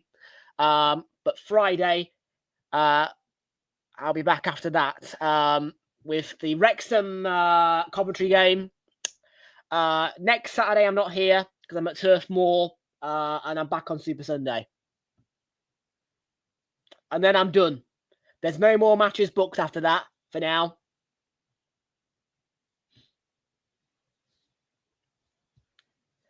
Yes, the run into October. The run into Halloween. I don't think so. I mean, I've not been told, and it would be late notice for me if he told me now.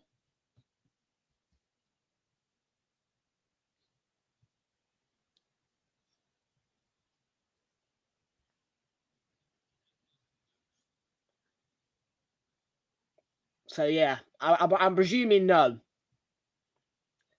I mean, if I get a message tomorrow saying, Tom, I'm ready, we're going to do it, I'll be like, Jesus Christ on a bike. But, yeah.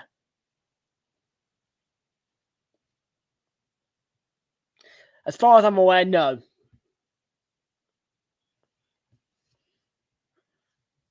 I think so. I think Villa will cause them a problem. I think Villa could do something tomorrow.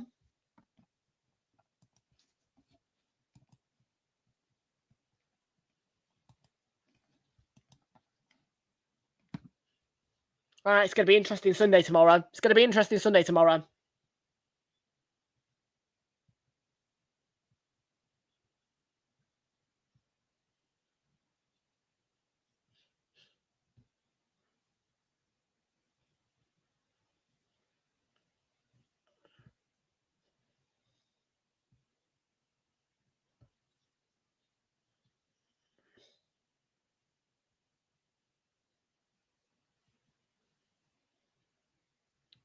Long throw is nice. Damsgaard makes headed contact and away. Yeah. This one is a little bit louder than the other one, the AirPods. It's not a surprise because my right ear of my AirPods rarely gets used. It's the left ear that gets the majority of the usage.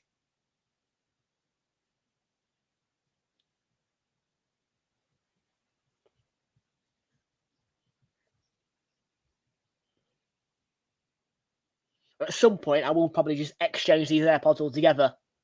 But they're going strong still. And they're only at £10 at Poundland. These are what, 3-4 years old now? Same, I bought these from Poundland, and yeah, they're going strong. The Pound Shop AirPods ain't too bad.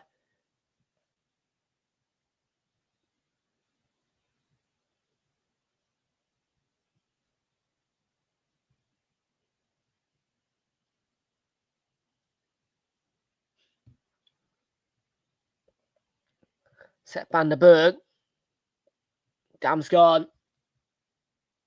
They're a bit on the back foot, Brentford, start this second half, but I'm sure they'll get back into their swing of things in the nick of time. Henderson was behind Coyote, but it's reached him.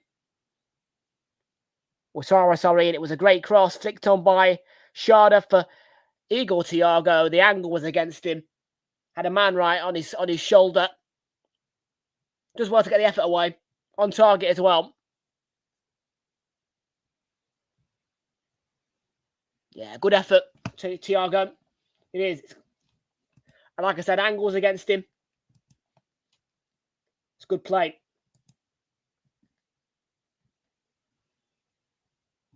And that is his, shot on target. We need one more from him, two more from two from Ekitike. Not more, just two from Ekitike. But as far as the bet builder is concerned, we have got that shot on target for Thiago.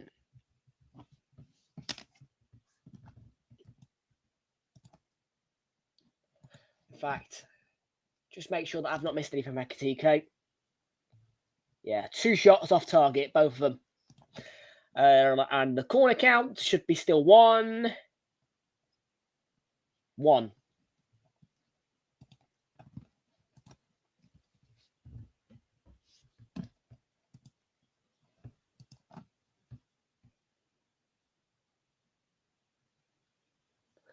Here is Florian Wirtz onto Ekitike. No foul. And the counter for Brentford. Ouattara. Yeah, the gap opened up, but it was closed down quickly by Liverpool. Just lost the space to run into. Yeah, now applying good pressure here. And that's given away by Mamardashvili. So Aya's going to play it back to Kelleher. Florian Wirtz is applying the high press on him. Van der Berg, though. Oh, Sharda could be in. Oh, ball across Thiago. It's perfect for him. Force wide, and the angle's closed by Mamardashvili. But if he'd taken his shot a bit earlier, I mean, let's have a look at the replay. Roll a replay, TNT, please. Roll me a replay, TNT Sports. Yeah, thank you. Let's have a look here. Sharda, great ball. And he's the wrong side, isn't he? If he's the other side of Van Dijk, he can get that shot away as quickly as he wants. And it'd be on target back at the net, potentially.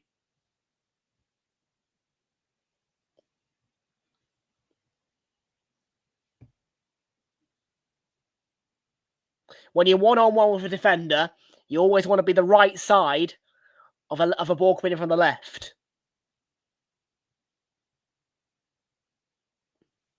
When the ball comes from one side, you should be at the other side and it should reach you.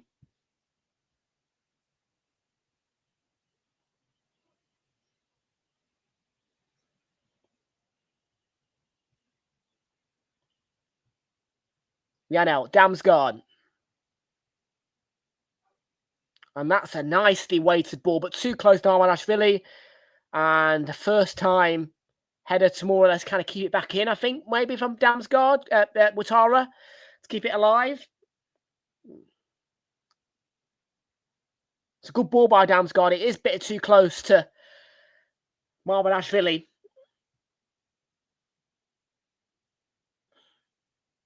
But the idea is there for Brentford.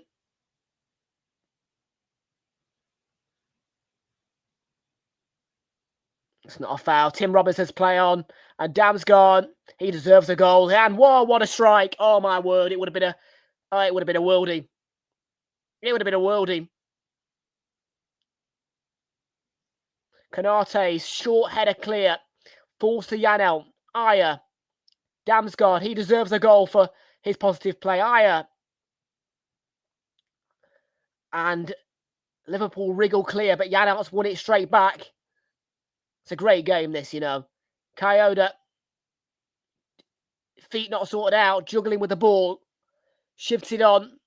Ouattara, it's a free kick. It's a free kick. Do you know what? Brentford are playing so well. The energy levels of this game so high from this Brentford team. It's really good to watch.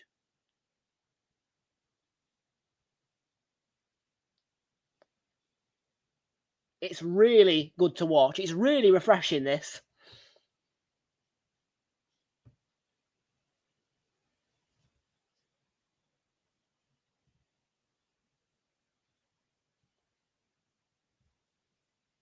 There you go.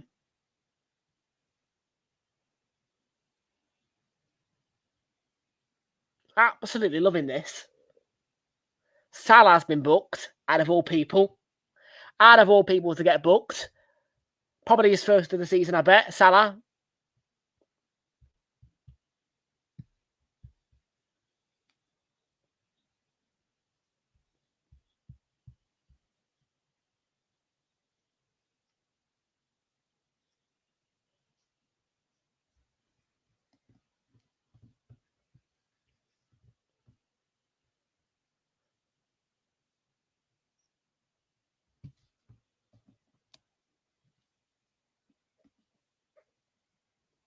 Okay, so Jordan Henderson is one of the players stood over this Brentford free kick. And Tim Robinson is delaying. I'm going to say VAR check in progress. If We're going to get an indication from Tim Robinson's facial expressions saying that I've got a VAR check here. I'm going to put the banner up. Tim Robinson's facial expressions are saying that. Yeah. So look at Tim Robinson. Just look at Tim Robinson's face. Look at Tim Robinson's face. That tells you that there's something going on. Yeah, Van Dijk on Ouattara. Line belongs to the area. Brilliant call by John Brooks to send him to the monitor.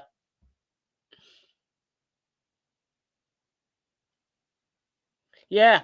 No, John Brooks is right to call Tim Robinson over to the screen. Because, yeah, the line belongs to the area. John Brooks, spot on. Spot on. If Tim Robinson goes over to the monitor, or is he just going to... This is a great call by John Brooks, because he's right. The line belongs to the area.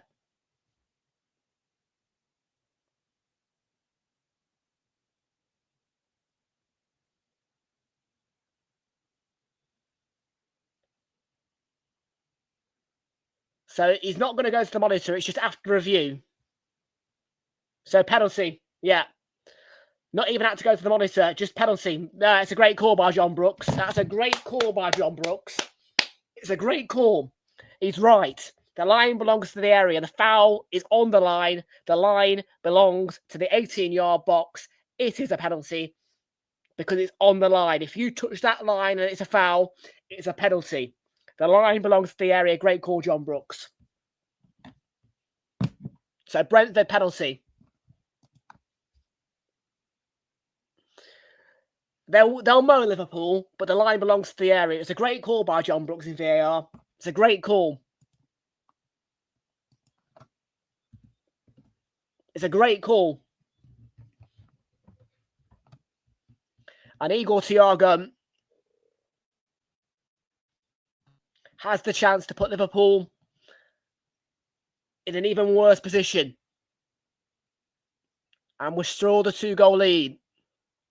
Cool as you like. Straight down the middle.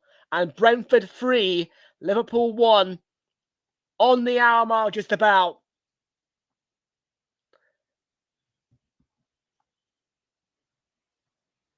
Three 3-1.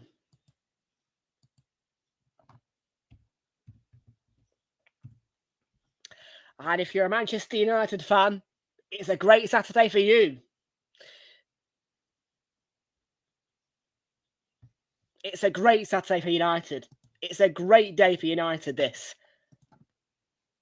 It's a fantastic day for United because of what's going on. It's been a great week for United. From 9th to 4th. Above Liverpool. It's a great week for United, this.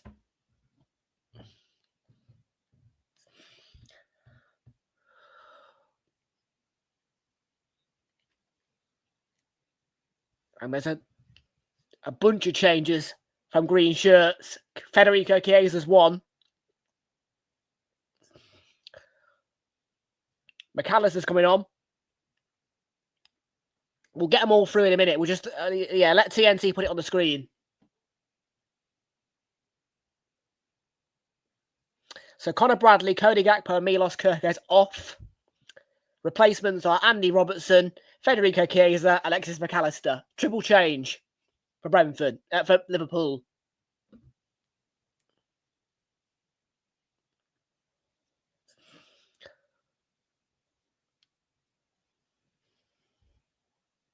And I'll tell you what, this is going to put Liverpool down to this is going to really hurt Liverpool, this as well, because it's going to put their goal difference down to 1. It's going to put Liverpool's goal difference down to 1.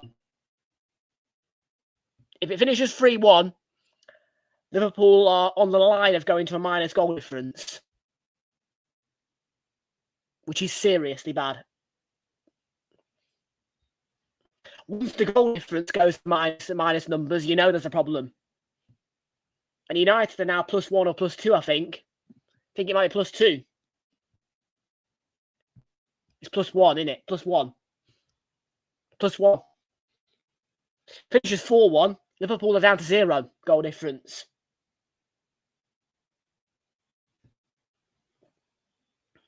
And even when Liverpool weren't losing games, the goal difference was an issue. And look at them now. I mean, if they concede one more, if Brentford win 4-1, then Liverpool are down to 0 goal difference. McAllister foul free kick. Look at this. There you go. Let's have a look at the live table right now. Yep. 1. The goal difference is 1. Spurs get a point in their game against Everton tomorrow. They're above Liverpool. Again, Chelsea.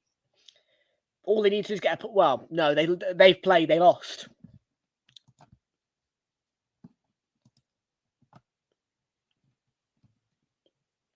And yeah, United are +1 now, goal difference-wise.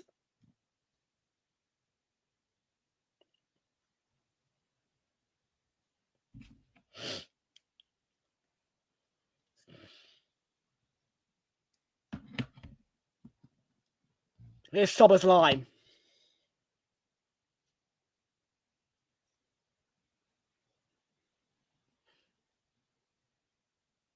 McAllister, blocked on the line. Salah, how did he not get a goal? Great defending, Brentford. It's messy, but it's good. Just a pack of bodies back there. Red, green and pink, all in the same picture. All messed up. And pink, by the way, is the colour of Kelleher's kit.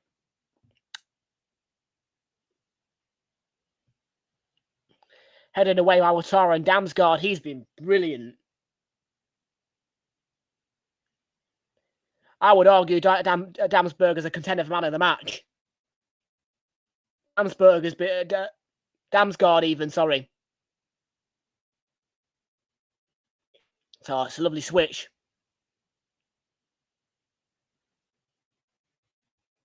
Coyote, ball, Ouattara.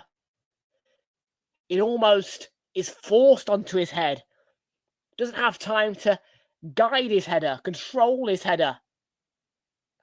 The cross, it's right on top of him. I don't think he has a choice but to head that. You know what I mean? I don't think he has time to adjust himself to get the header right.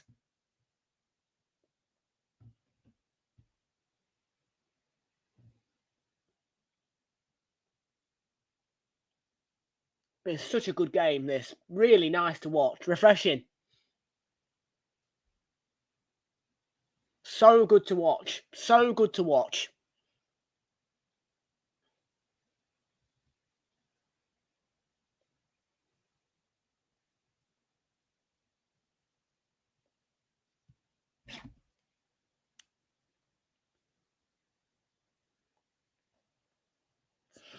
There you go. Damsgaard. Caught Jones asleep. Sharda, he's been brilliant as well. Took his goal superbly.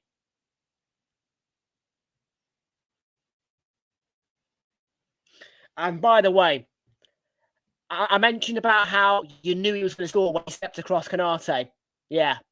Just to let you know, when a player's through on goal like that, you know if they're confident, because I mean, if they step across the defender like Sharda did, they're confident. If they don't, they're not confident. Simple as that. If Sharda does not step across Canate, then he's not confident. Clear indicator of a confident goal scorer.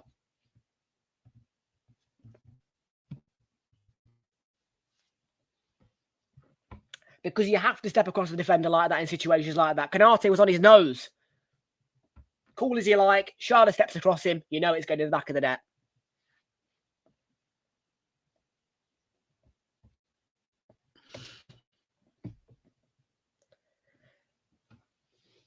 "23 minutes to go." I think that's going to be a Liverpool throw-in, yeah.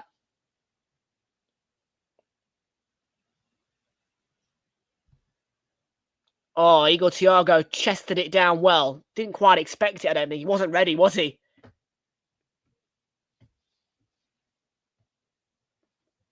He must have got a shout, Igor Thiago, there, because his head was turned in the complete opposite direction, but then he quickly got into gear to receive that ball.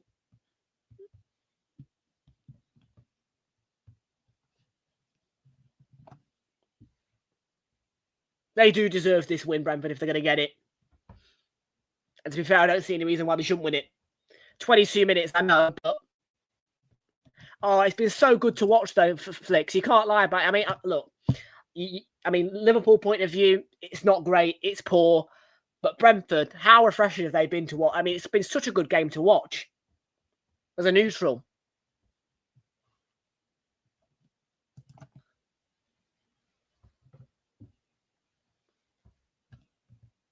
I mean, my mouth's watering at this. It's great. I could watch this all day long.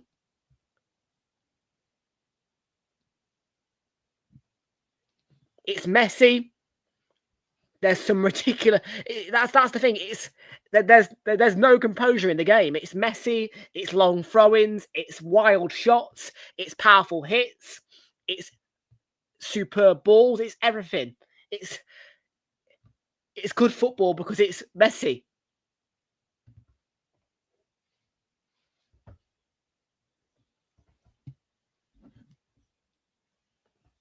And by the way, there's been no corner about it.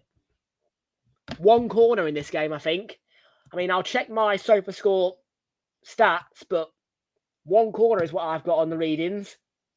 No, we're now on 4. We're now on 4, but there you go. No corner about it, really. It's been all about throw-ins. I mean, how many throw-ins has there been?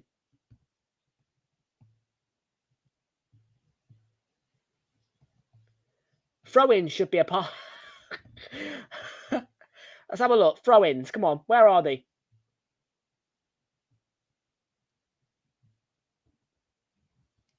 Have they not got a throw-in? Ah, there you go. 18 throw-ins for Brentford. 28, 10 for Liverpool. 28 in total. 28 throws. 4 corners.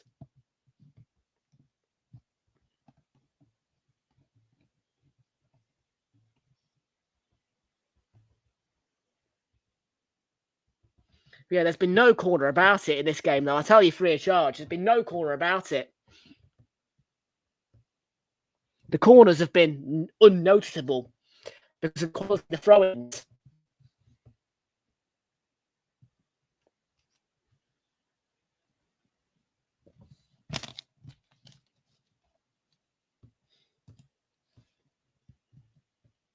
He won't, though. He won't, though. That's the thing. He won't. Kate, Jonathan, listen, they won't. FSG will not sack him. I've got no record. I checked transfer markets. There's no record. There's no record of an FSG manager sacking. There isn't a record of it. There's no record. Transfer markets say that FSG have not sacked a manager.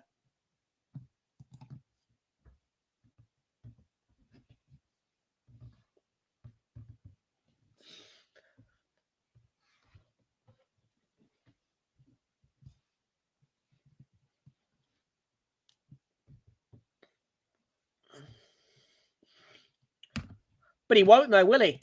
Will he walk out? I doubt it. Don't get me wrong. The Dutch are honest. The Dutch are honest people. But listen, the Dutch do like their money. Just a reminder that the Netherlands is home to the city of Amsterdam. I'll say no more. I'll say no more. I think the word Amsterdam, Netherlands, tells you enough of what I mean. They're very honest people, the Dutch. But if he's going to take advantage of FSG not sacking him,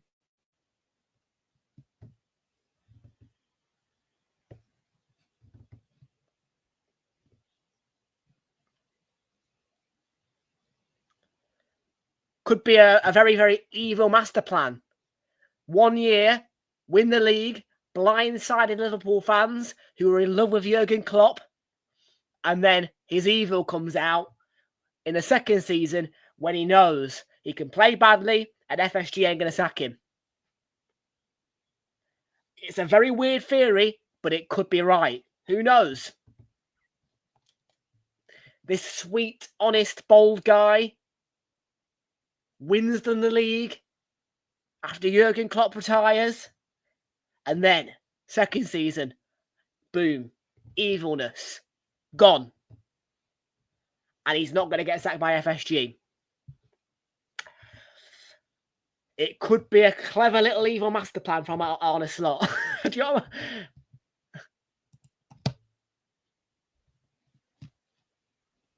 And trust me, it'll be the greatest blindsidery that's happened in football.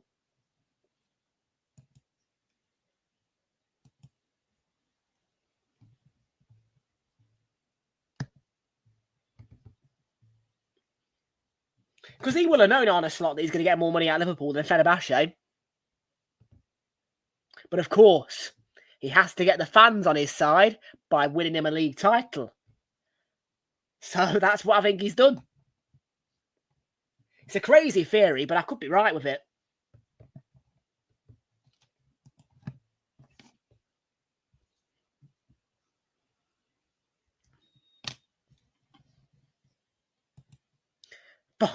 Bog off.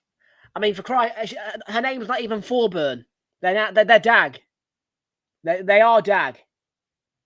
They're Kate Dag and Jonathan Dag. But no, that's a little bit inappropriate flicks, to be fair.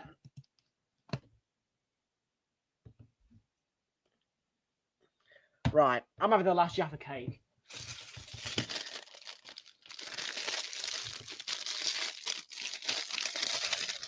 The George Foreman is ready for my toasty. So that's what I'm having for dinner tonight, a toasty.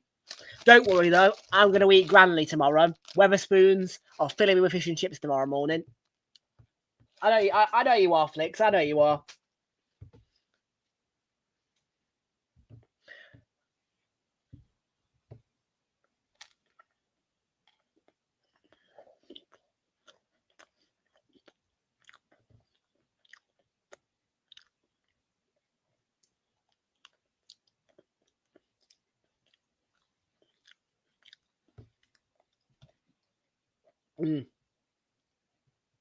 But no, wow.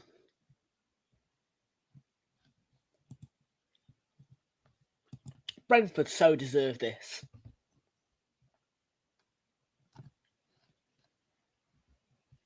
It's been such good. It's been so nice to watch this.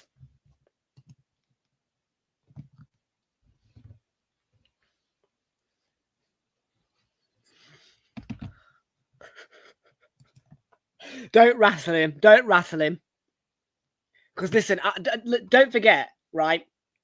Yeah, look, I don't want Flicks to resign because I do want Flicks and Charlie to do my Wednesday for me next week.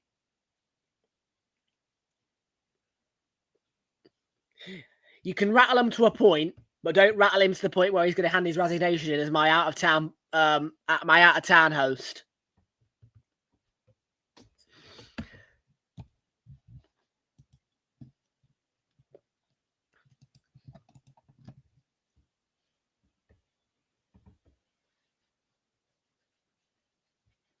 Because I need my Flicks. I do. I do. I mean, look.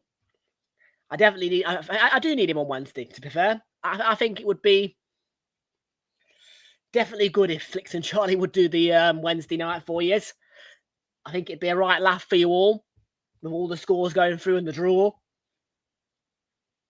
But we'll see. We'll see, man. Oh, Ekitiko chance. Took a deflection. Has he had a shot on target yet, Hugo Ekitiko?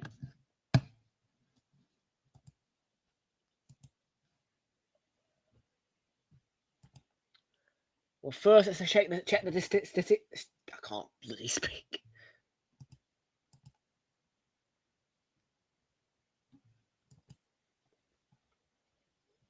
No, not on target. Szoboszlai's corner. Szoboszlai's corner.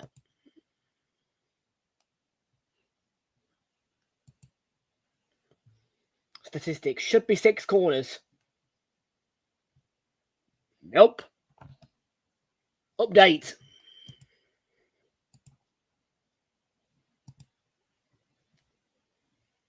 I've got bet builders to keep an eye on. Soper score.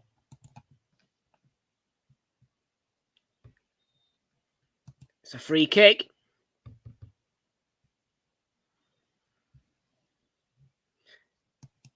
Are you and Charlie going to do Wednesday? Liverpool clears Newcastle. Technically, yes.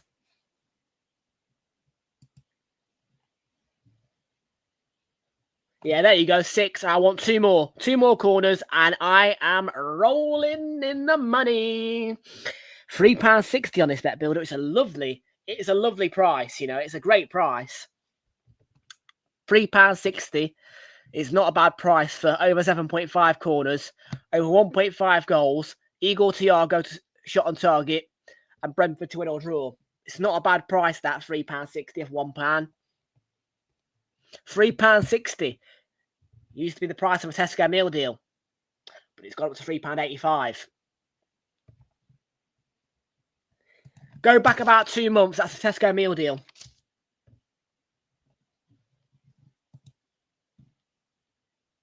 I know. I think he's rattled.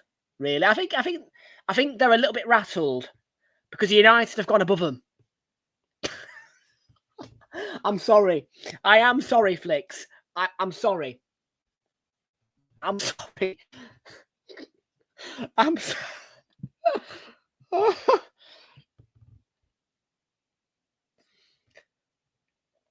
I know what you're telling me. F off to the Emirates tomorrow, you couldn't. Is what Flicks is saying right now in his head.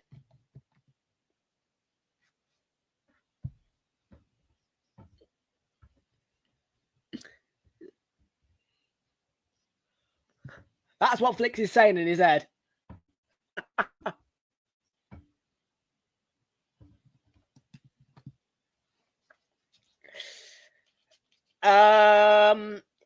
It wasn't first game of the season. I think it was second or whatever it was. But yeah. It was a great effort from Newcastle. Anyway, I mean, very unlucky to lose. Very unlucky to lose. It was an exhilarating comeback from you guys. Really was. It was a top marks comeback, but Liverpool were in their late goals kind of limbo. Do you know what I mean?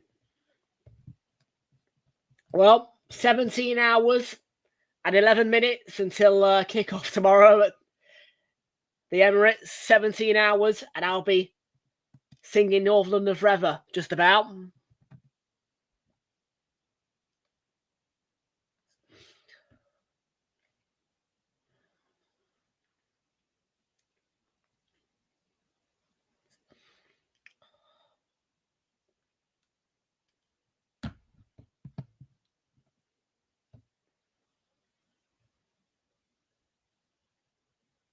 Yes, Sober Score is telling me that, by the way. 17 hours, 10 minutes and 25 seconds until kick-off tomorrow.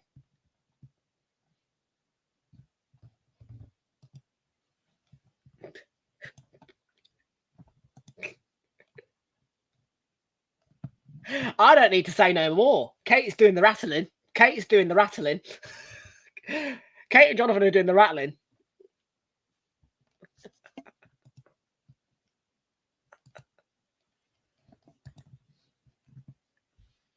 You are good at rattling people, Kate and Jonathan. I won't lie about that. You are good rattlers.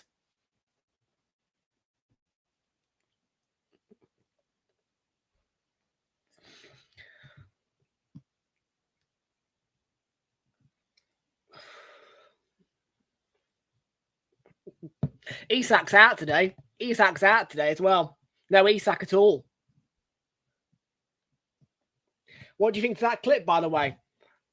Oh, that clip ain't even AI, you know. It doesn't look AI, does it? It's real, I think, that clip.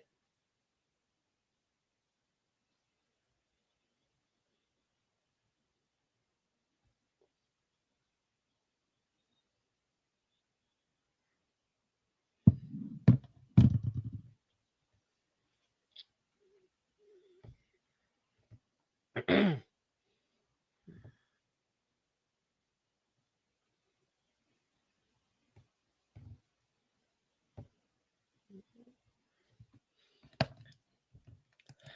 him in the River Trent. Chuck him in the River Trent. Send him down to Nottingham Forest. And Evangelos Marinakis will finish him.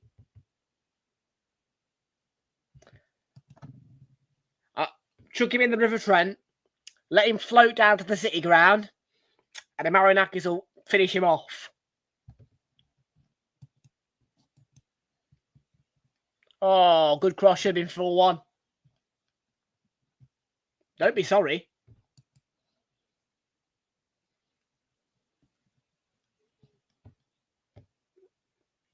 Yeah, chuck him in the River Trent. Chuck him in the River Trent.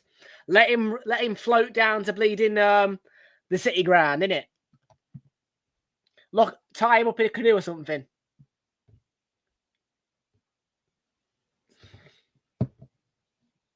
Let him face Mr. Marinakis. Let him face Mr. Marinakis.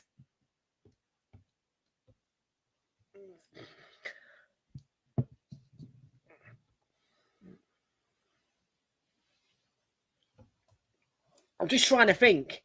How would we get him to the River Trent though for Liverpool? What rivers would we need to use? Let's have a look. What rivers would we need to use to get to the River Trent for Liverpool? I wonder. I do wonder. Let's get Google Maps on.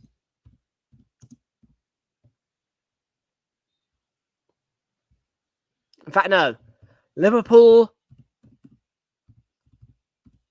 to Nottingham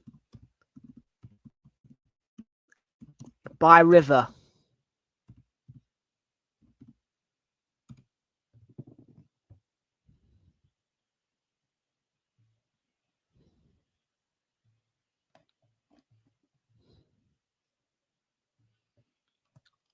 So yeah, you get them. Well, no, you can't, can you? You got to. I mean, oh, you can get the Mersey into Warrington. The Mersey into Warrington. You have to keep following the Mersey up until Manchester. Then does it stop or? There's actually no connecting river to get out towards the east, is there? Because the river out of Manchester, which becomes the river Irwell, goes up north. So you can't get to. I don't think you can get to Nottingham by river directly by Liverpool, because the River Mersey goes directly to Manchester. Unless I'm missing a river. Or is there another route? Is there another route? No, oh, maybe there is. Hang on. The River Weaver. That takes you down into a lake at Winsford. Then you'd have to keep... Yeah, the River Weaver keeps going, right? That's taking you south, but how far south? It'd take him a long time. I think you can get down to Crewe.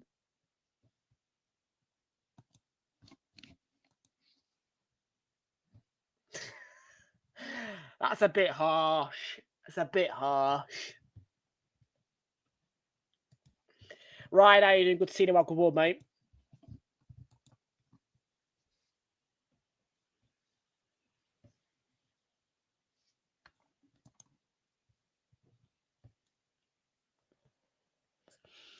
Here's Joe Gomez. Blimey. Joe Gomez, Liverpool.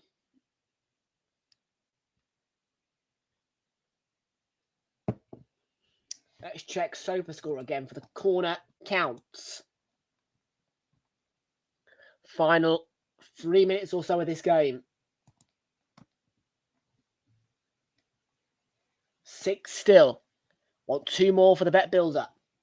For an extra £3.60 on top of the fiver.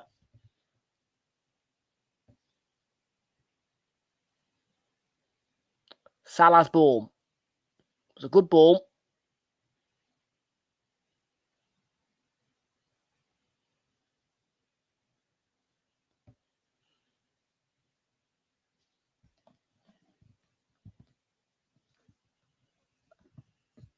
Oh, yeah. It's fine. It's fine. Banter's fine. Kelleher did well to prevent the corner, but I need corners. I need 2 more.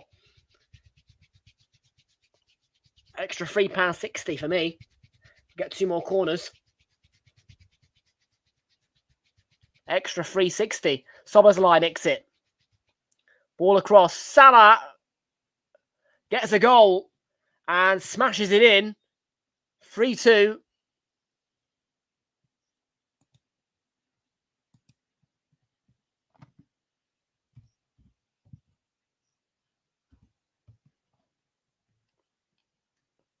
Just a strike out of anger, I think, from Salah.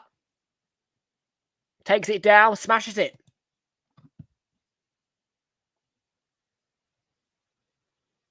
The touch. And a bang.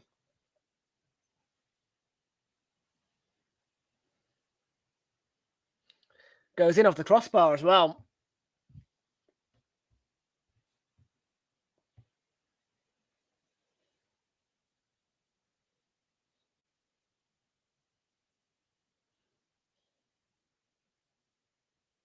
That'll wake Brentford up a bit. Here's Lewis Potter. Nice turn away from Joe Gomez. Keeps going. It's lovely play. Oh, pulls it back. And Thiago.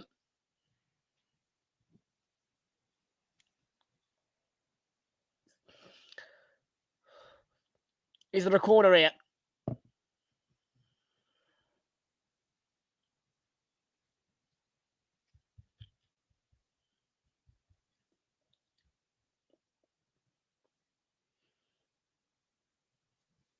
So Janel. Yeah, Brentford trying to divert the attacking flow. Ouattara, heavy touch. Corner. Number 7. 1 more. Need 1 more, guys. 1 more, and that's £3.60.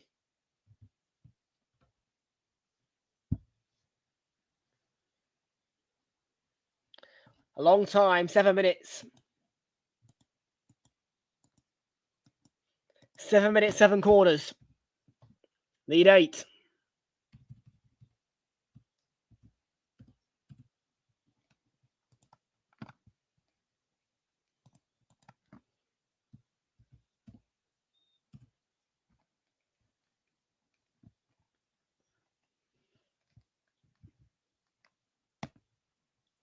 In goes the corner. Thiago was jumping. Coyote gets a nudge from Chiesa. Oh, in fact, it was Ouattara. I keep getting them two mixed up. Penalty check here.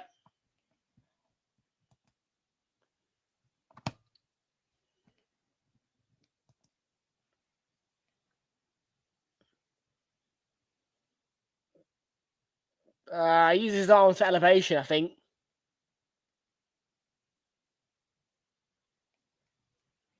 Check complete. No penalty.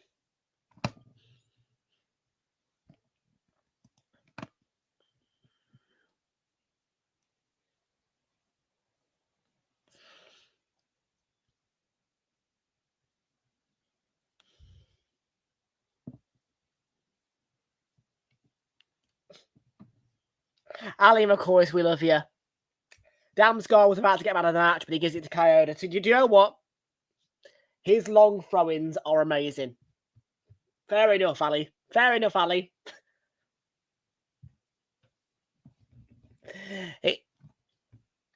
Truthfully.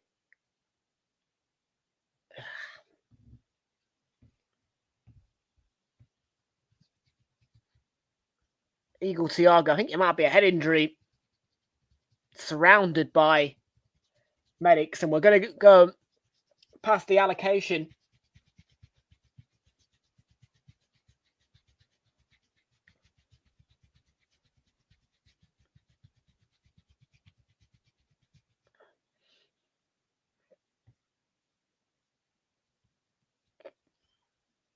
Concussion check here. Eagle Thiago. Yeah. It's a...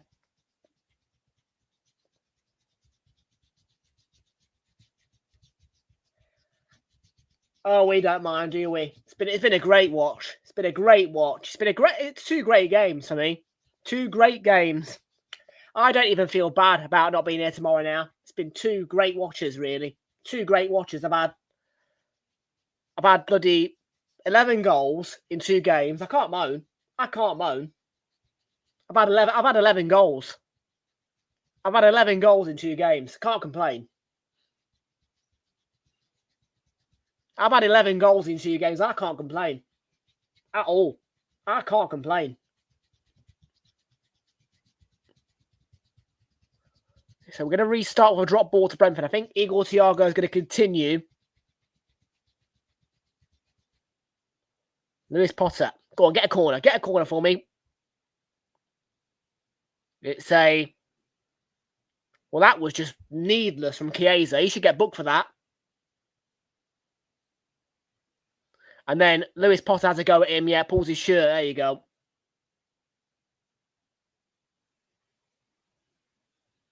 They both should get a yellow card, though. Lewis Potter's been booked for it, but yeah, they both should get a booking.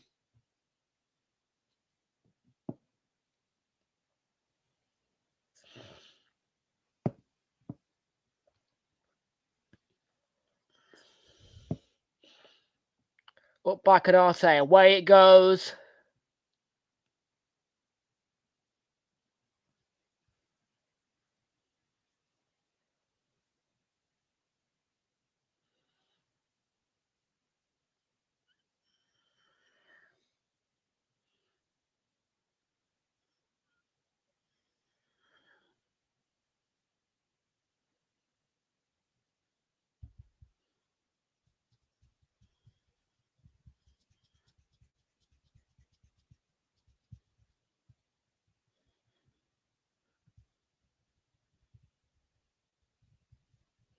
There's going to be 2 changes for Brentford here.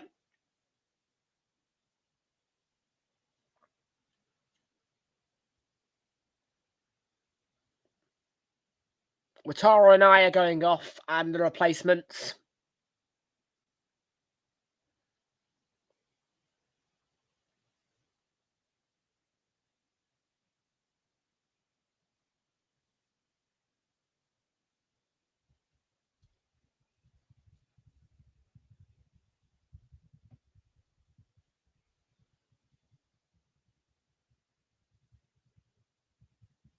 Coyote waiting to do a long throw. I don't know how long we're going to go now. Probably still got another 5 minutes.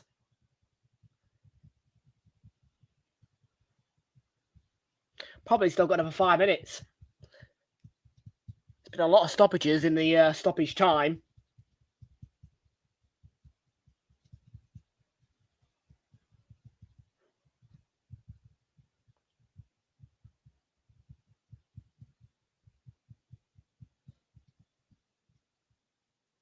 Oh, Yano onto Lewis Potter.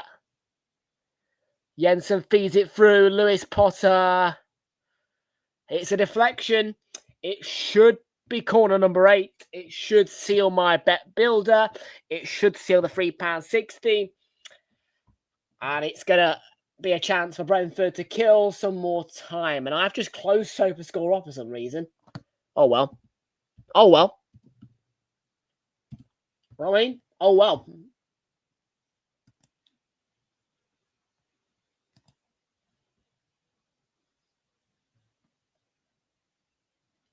We'll get back to that in a minute. It's 8. It's 8. I can count. It's 8. It's 8.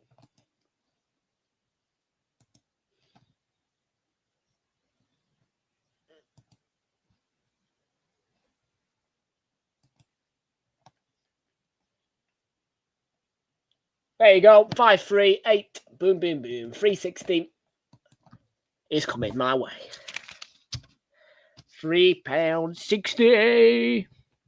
1, 2, 3, 4, 5, 6, 7, 8. Tickety tick, tick, tick.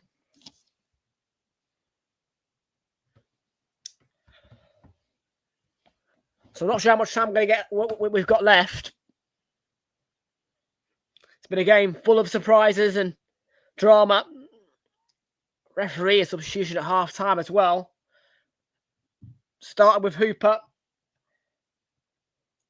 But Robinson's going to finish the match.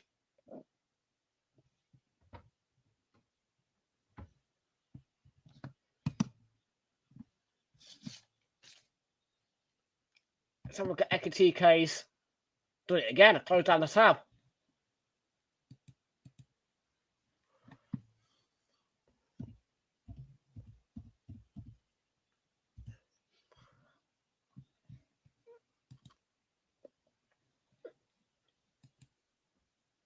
Okay, he's got it up the pitch, and Van Dijk's up there. Bloody hellfire. Van Dijk centre forward. But Kaheem Kelleher says, sod off Van Dijk. Do one.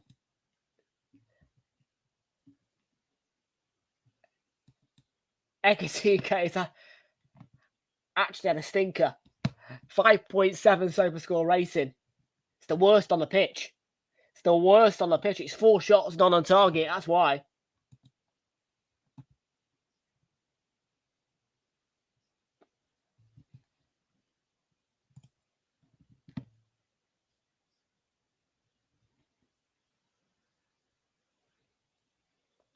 He's given a corner, hasn't he? Keller had the ball for too long. Marmadashvili is up and away. All eyes on Tim Robinson. Yellow cards coming out for, is it Igor Thiago? It's Igor Thiago, isn't it? The graphic will come up. Yeah, Igor Thiago booked. Right. This has been fantastic.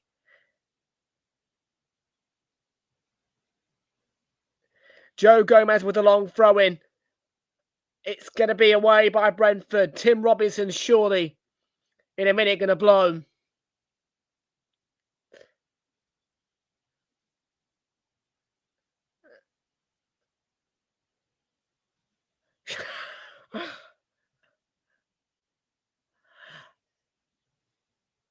Oh.